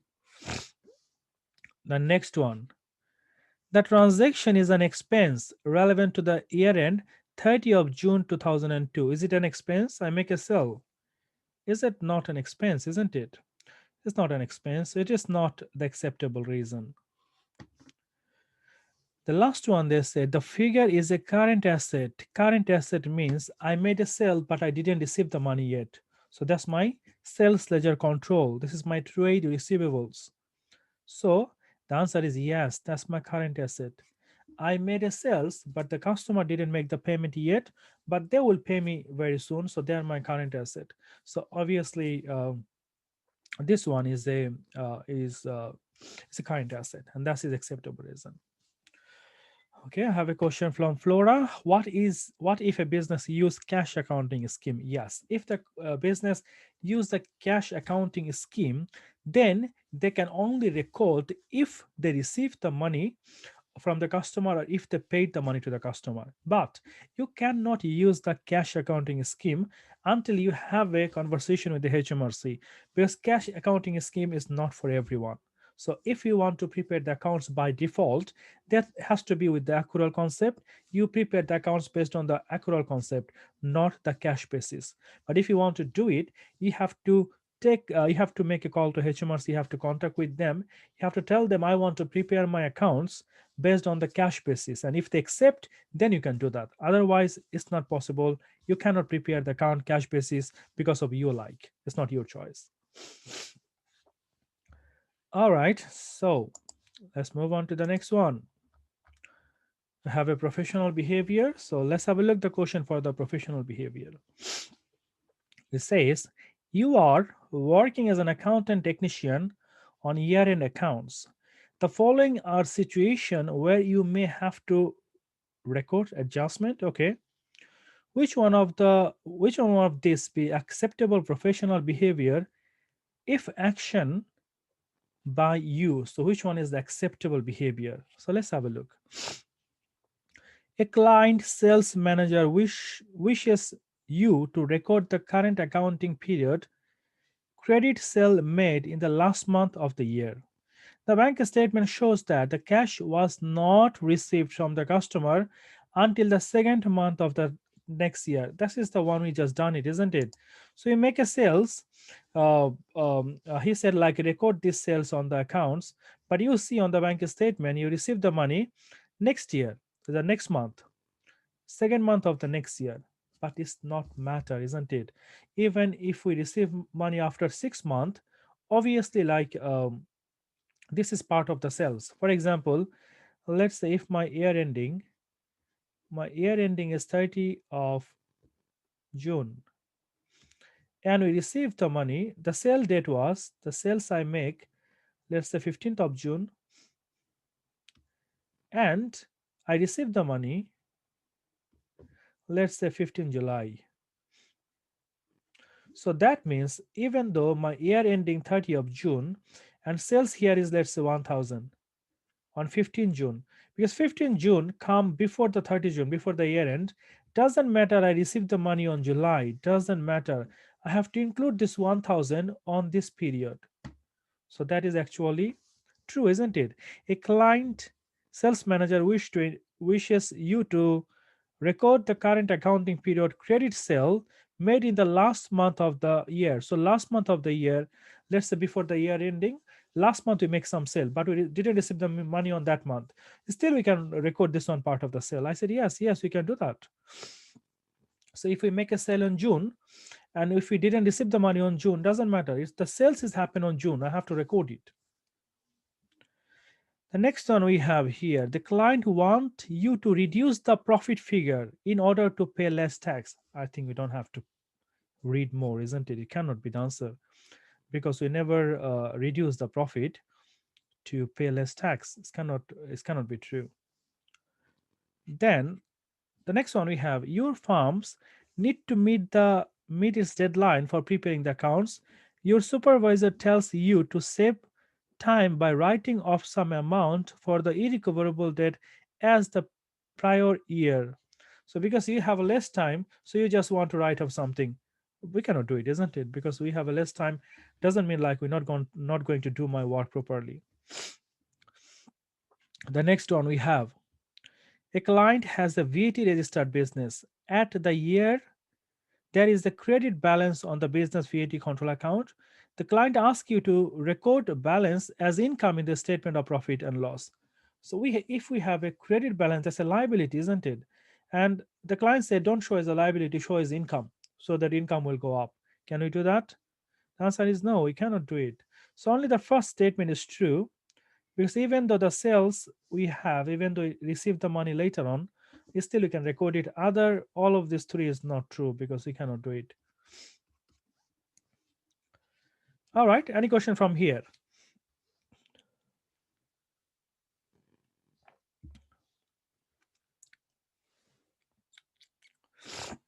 What if it is a debit? Of course, if it is a debit, is asset, but it will not be still as income. No, it will be your asset.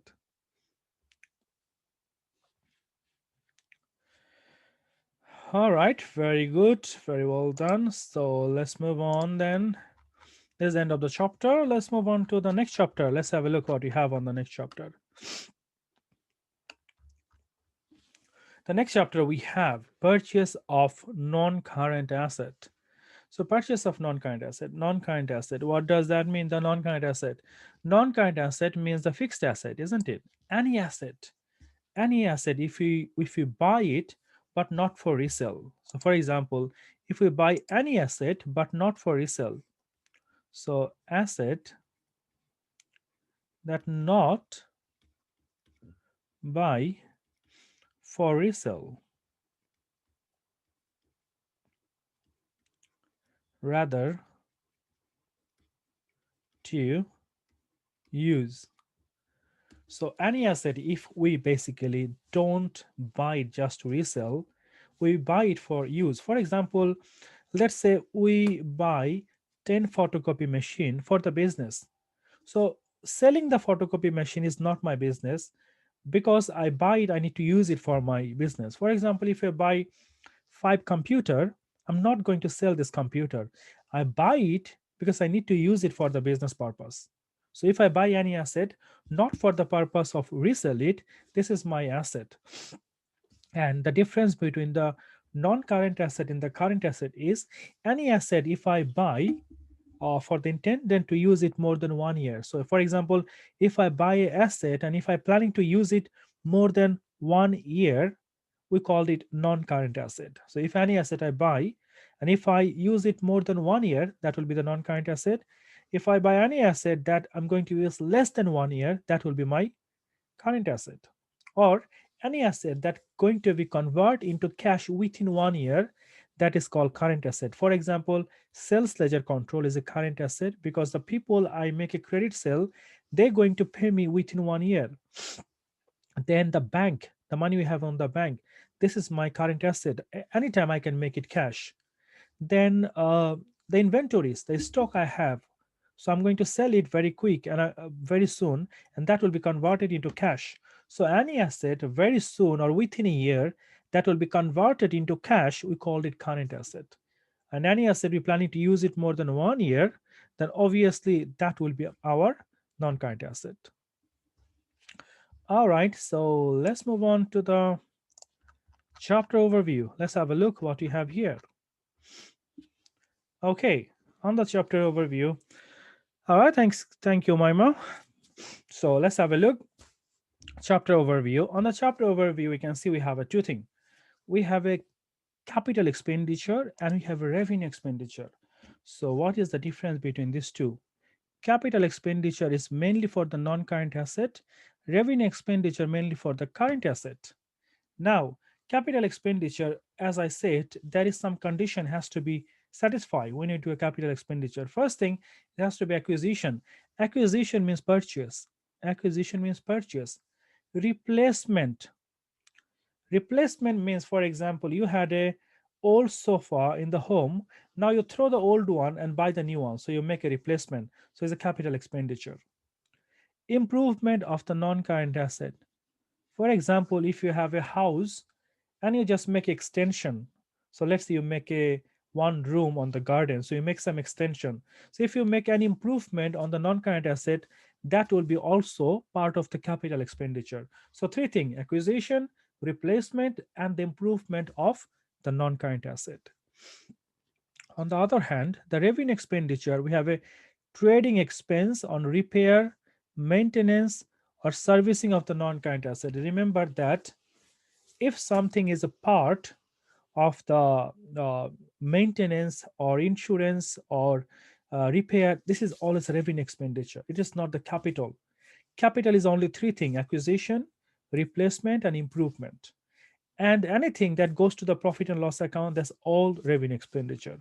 Now, the next thing you have to remember, capital expenditure belong to SOFP. Any type of capital expenditure will go to statement of financial position. On the other hand, the revenue expenditure will go to SPL. So any type of revenue expenditure, if we can recognize it is a revenue expenditure, that will go to the SPL account or profit and loss account. The next thing we have capital versus revenue. Okay, purchase of non-current assets. So when you buy non-current asset, what you need to see? Let's have a look. So we have the first thing is a cost. Now, what is the cost? Now, cost means like how many elements can we include in the part of cost. Now, obviously, for example, let's say I buy this iPhone, for example. Now, this iPhone cost me, let's say, £1,200, and the delivery is £10. So if someone asks me how much is the cost, I'm not going to say 1200, I'm going to say 1210, because this delivery cost £10 will be the part of the cost. So what type of cost I can add it as a part of the cost? The first thing we need to see the purchase cost, how much I paid for the purchase cost. Let's say buy a computer. So purchase cost is, let's say, £500. And after that, let's say I paid a delivery cost, £20. So that will be the part of the cost as well. Then let's say I need someone who need to fix the computer because I don't know how to put the Windows, I don't know how to put the Microsoft. So if someone need to fix it for me, this installation cost will be also the part of the cost. Let's say £50. Then let's say I need something to set up this, like for example, I need someone to set up all of this system and the testing is the system is working properly or not. So any testing cost or assembly cost to fix it, it will be the part of the cost. Let's say 50 pound. And I'll add up all of this to find my total cost of this asset. Now the question is, can we make it simple? Yes, we can. So the simple thing is like, if anything that we need to make the machine or the asset usable, if I need anything, that will be the part of the cost. For example, if I said, uh, can we use the printer without a cable? The answer is no. So that will be the part of the cost. Can we use the printer without ink? The answer is no. So that will be the part of the cost. So the paper will not inside of the printer. The print paper is outside. So the paper cannot be the part of the cost because paper is something different. It's not part of the printer. Let's say if I said I need regular maintenance, the maintenance can be the part of the cost. The answer is no. If I try to make insurance of this printer, can I add this one as a part of the cost? The answer is no. So only anything that is belongs to that asset, that can only be the part of the cost. Now, for example, if you say the delivery, that could be the part of the cost. Let's say if you want to buy a house, the lease, the lease will be the part of the cost, because without lease we cannot have the house, we cannot have the business. Let's say the surveyor fee, the legal fee, without this I cannot have the house. So if something is very mandatory, without this I cannot have the asset, that can be the part of the cost. All right, so let's have a read this one quickly. It says the following items are capitalized as a part of the cost of the non-current asset. The first one is cost of purchase, including the delivery. So how much actually I paid, including the delivery, number one.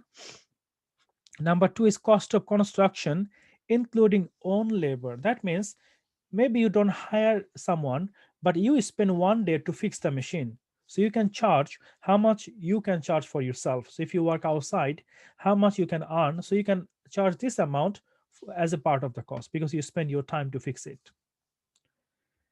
Then cost of site preparation, including own labor. So if you need to, uh, let's say if you have a plant, if you have a big machinery, you need to make the site ready. So anytime you spend there, this will be the part of the cost, because without this you cannot use the machine. Cost of installation and the assembly, that is the part of the cost. Then cost of testing, professional fee. Without this we cannot have the machine, we cannot have the asset. So obviously this can be the part of the cost. Finally, the VAT. VAT, I want all of you to understand this one a little bit tricky. If if the business is VAT registered, then the VAT is not the cost for them. Remember that. If the business is VAT registered, then VAT is not cost for them, because let's say I buy something, I buy this pen, let's say 12 pound. So 12 pound, 10 pound is the net and 2 pound is the VAT. Net and 2 is the VAT. Now 12 pound I paid to Tesco, for example. Now how much will be my actual cost? My actual cost will depend, am I VAT registered or not? If I am VAT registered business, if I am VAT registered business, then my cost will be 10, not 12, because this two I'll get it back from HMRC. I'll claim back, isn't it? The VAT I'll claim back from HMRC. So £2 is not the cost for me. Now, if I'm not VAT registered business, so I don't have the registration of the VAT, then my cost will be £12. So no registration with the VAT. I hope it makes sense. So if you are VAT registered business, VAT is not the cost for you because you will claim it back from the HMRC. But if you are not VAT registered business, VAT is a part of cost. So that cost will be more. Let's have a read this one. It say if VAT registered, exclude VAT from the cost of the asset. If not VAT registered, include the. So they just make it a little bit different way, but make it very simple. If you are VAT registered, then VAT is not cost for you. If you are not VAT registered, VAT also cost for you because you cannot claim back. All right, so move to the next one, authorization and funding policy. So how you can buy asset, how we can buy asset. We can buy it by cash purchase, we can buy through the loan, we can make a hire purchase, we can just hire it, we can make a finance lease for the 10 years, 20 years, not buying this one. And the part exchange. Part exchange means I give my old asset and get the new one. For example, sometimes the iPhone, they say trade in. Trade in means you give your old iPhone and they'll give you the new one, but they give you some discount. So basically what they're saying, you give the old one, they'll give you the new one, but of course they will give you some discount for that. This is basically the authorization and funding. So you can have a cash purchase, you can have a bank loan, hire purchase, finance lease, and the part exchange. Accounting entries, when you buy something, that's the journal how you can buy. So when you make a cash purchase, the journal is asset at cost is debit, bank is credit. Because if I buy something and pay from my bank, so the asset is coming, so asset will be debit, and money is going from the bank, so another asset going down, so bank will be credit. So one asset coming, asset increasing, debt increasing, that is debit, and another asset is going, bank is going down because I'm paying from the bank, so bank is going down, debt is going down, so bank will be credit. Acquisition through the loan, if I buy through the loan, that means I'm not going to pay any money right now, but it will increase my liability. I have to pay later. So I said the debit will be bank. So this money obviously come to the bank first. If I take a loan, what will happen? So let's say, for example, if I go to the bank and I said, can I have 10,000 loan? They said, yes. So 10,000 will come to my account. So my bank will go up. So bank will be debit because I took a loan. So my business bank will go up because I took a loan, money will come to my bank account. But I also create a liability, and loan is credit. So it's a liability because I'm creating a liability. If I take a loan, I have some money because of the loan, but it's a liability. And later on, if I use the loan to buy asset, so asset will come, so asset will increase, asset is debit, and the bank will be credit because money will go from the bank. But do you have a two journal here, one for the loan and one for buy the asset? Finally, we have a hire lease or finance lease. If I buy something with the lease, again I'm creating the liability. So asset is coming, so asset is debit. And if I buy something and I said I'll pay you later, I'll pay over the 20 years, that will have a liability. Sometimes some people buy a car with finance. So they said we'll pay over the 5 years. They take a mortgage for 24 years. They take a mobile contract for 2 years. So this is something like kind of a finance lease. All right, so let's move on to the chapter. Let's have a look what we have inside. So this one is not capital expenditure, revenue expenditure. We already explained that. So there's a lot of thing here to learn. You can always try yourself, of course, like that will give you more information. And this book you can also see on your EMS portal. If you don't have the book, you can log into your EMS portal. You can see the book on there as well. All right, so they said the same thing, what you can include. So cost of purchase, including delivery, this and that, we already know that. Let's try one example. So let's see if we can do one example or not. So let's start with activity 2. The activity 1 is nothing, just writing what is the non-current asset. So let's start with that. On 10 December 2007, a business brought a machine. The policy is to capitalize over 300. This one will be always in the exam. They'll tell you the company have a policy, capitalize it if more than 500, 200. It's not just to make you confused. It's not really matter because maximum asset you have, that will be more than 300 anyway. So let's have a look at that. So the first one we have here, the breakdown of the invoice. So on the invoice, I have a breakdown. So which one I can add as a part of the cost, which one I cannot. The first one we have cost of the machine, delivery cost, 1 year maintenance contract, and the installation. So we have 4 type of costs. Now the question is which one I can add, which one I cannot. So let's have a look. Start with the first one, cost of machine. Can I take that? You can tell me yes or no.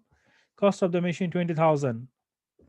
So we can take it. Yes, very well done. So we can take it, cost of the machine. The next question is the delivery cost. Can I take that delivery cost?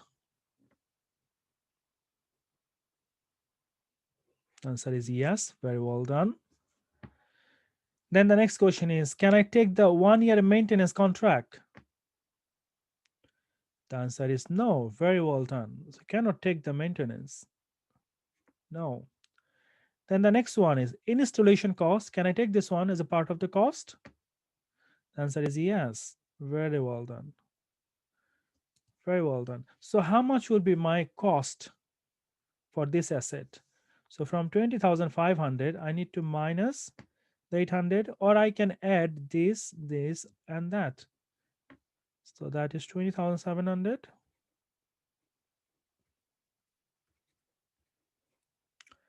Very well done. Very good. So let's move on. So here I'm going to just write this one 20,700. Just ignore the VAT. I'll ignore the VAT. All right, very good. Move to the next one. We have capital and the revenue expenditure. So let's try that. So let's understand. We understand what is capital and what is revenue. Capital versus the revenue expenditure. On 9th August 2007, a business bought a building. The business has a policy of capitalizing expenditure over 500, and all items listed below exceed this amount. Okay, all the items they said, everything exceed this amount more than 500. So we can consider all of this. Indicate whether the following items should be treated as a capital or treated as a revenue. So if it is capital here, if it is a revenue is here. So let's have a look. The first one, cost of the plot, the cost of the land. Is it a capital? Is it a revenue? Is it our capital? Very well done. That's our capital.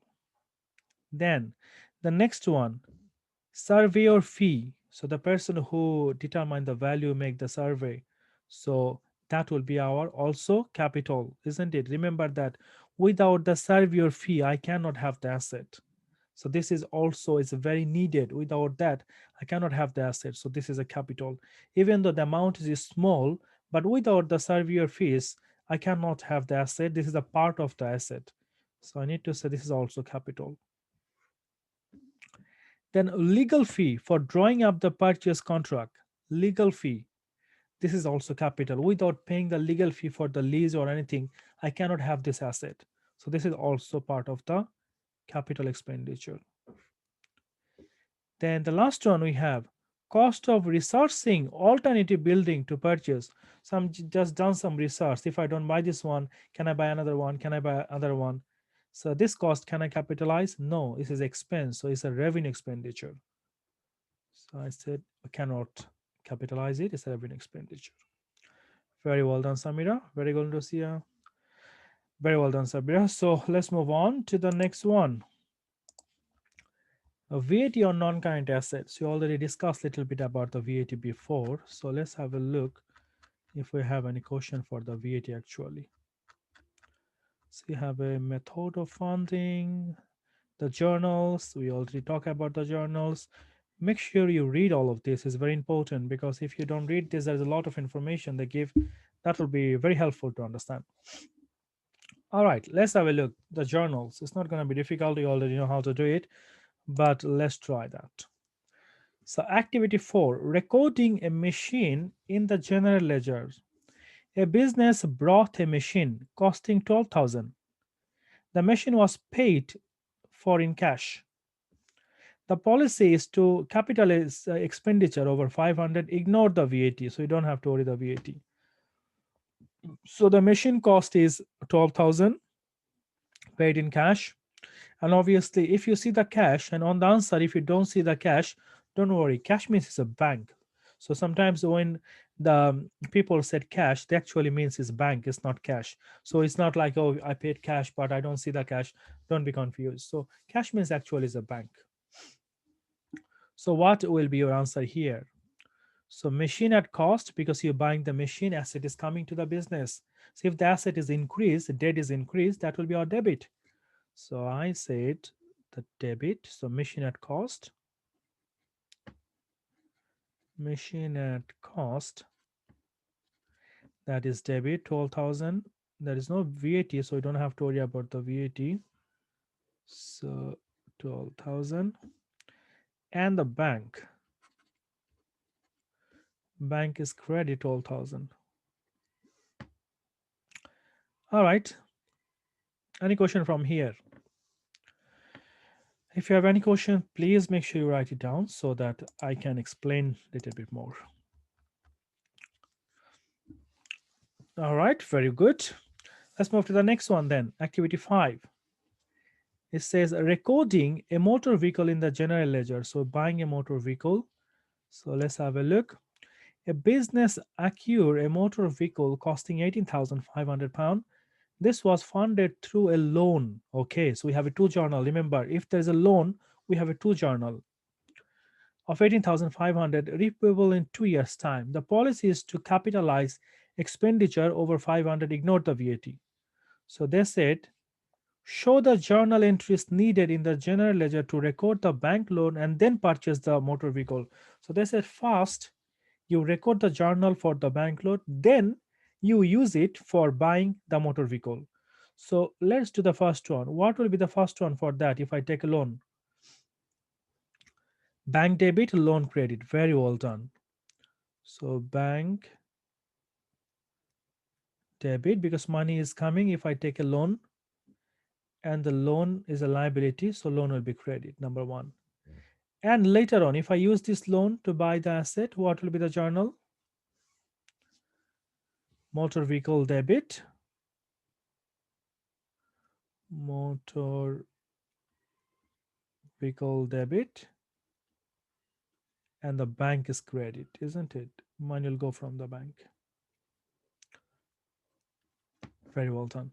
So at the end, you can see this bank debit and the bank credit will be gone, because debit and credit like a plus and minus, isn't it?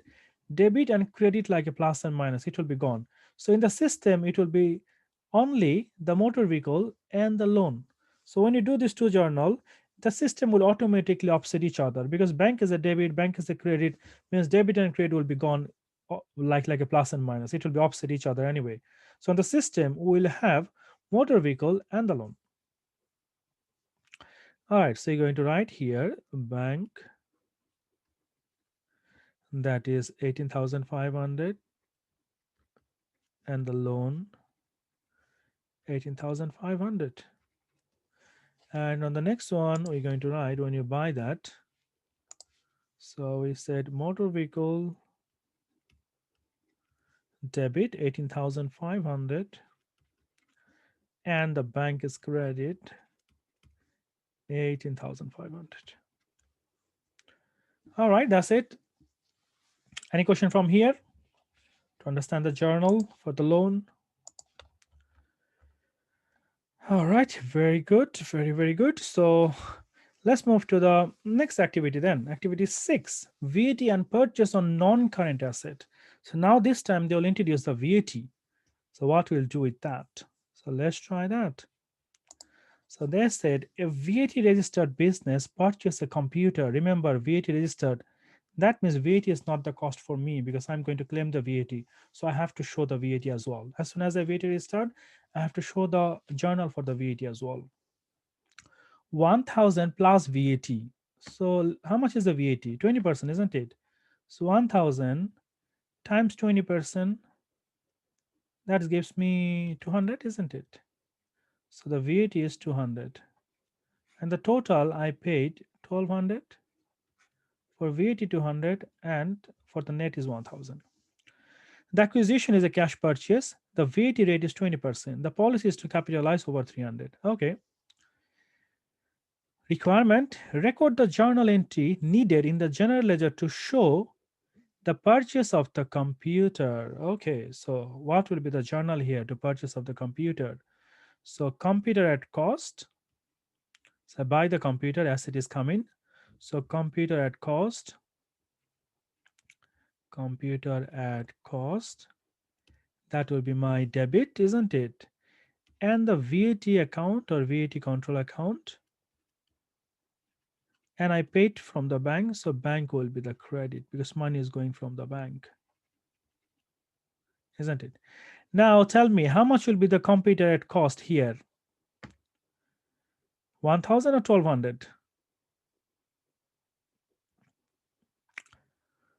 It's 1,000, isn't it? This is the money we paid before VAT. Remember that. Before VAT is 1,000. And that's the debit. Very well done. Very well done. How much will be the VAT? And is it debit or credit? The VAT will be debit. Very well done. And it's 200.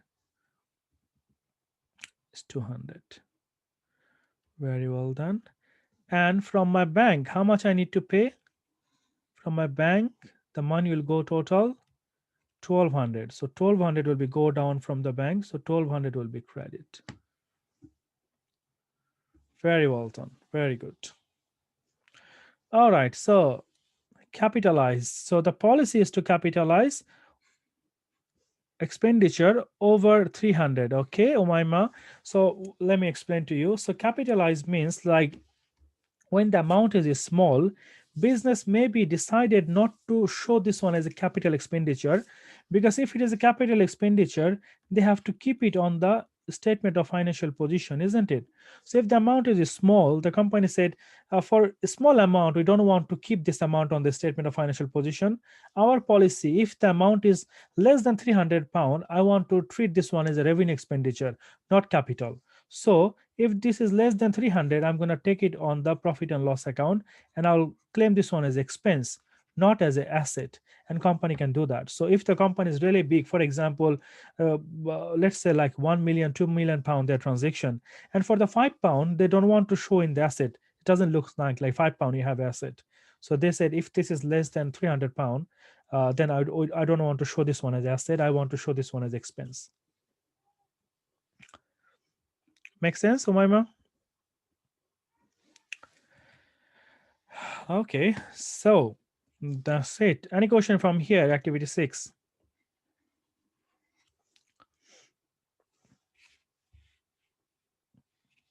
Very good. Very, very good. So let's move to the next one. This is the double entry journals. And this is the end of the chapter.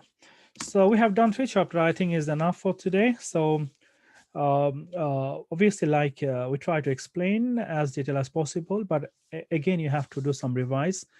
Don't just depends on the class, you have to do some revise yourself as well. So now today's lesson we have understand few things. So we understand the bookkeeping transaction, like the date and click, the journals, how to do the balancing of. Then we have learned something about accounting policies, and we have learned our Dr. Pico, like the ethics, fundamental principle, and the trades. Then we have learned something from chapter number 3, the cost of the asset, which one we should include, which one is not. We learned the accounting equation, and now we know what is the difference between the capital and the revenue expenditure.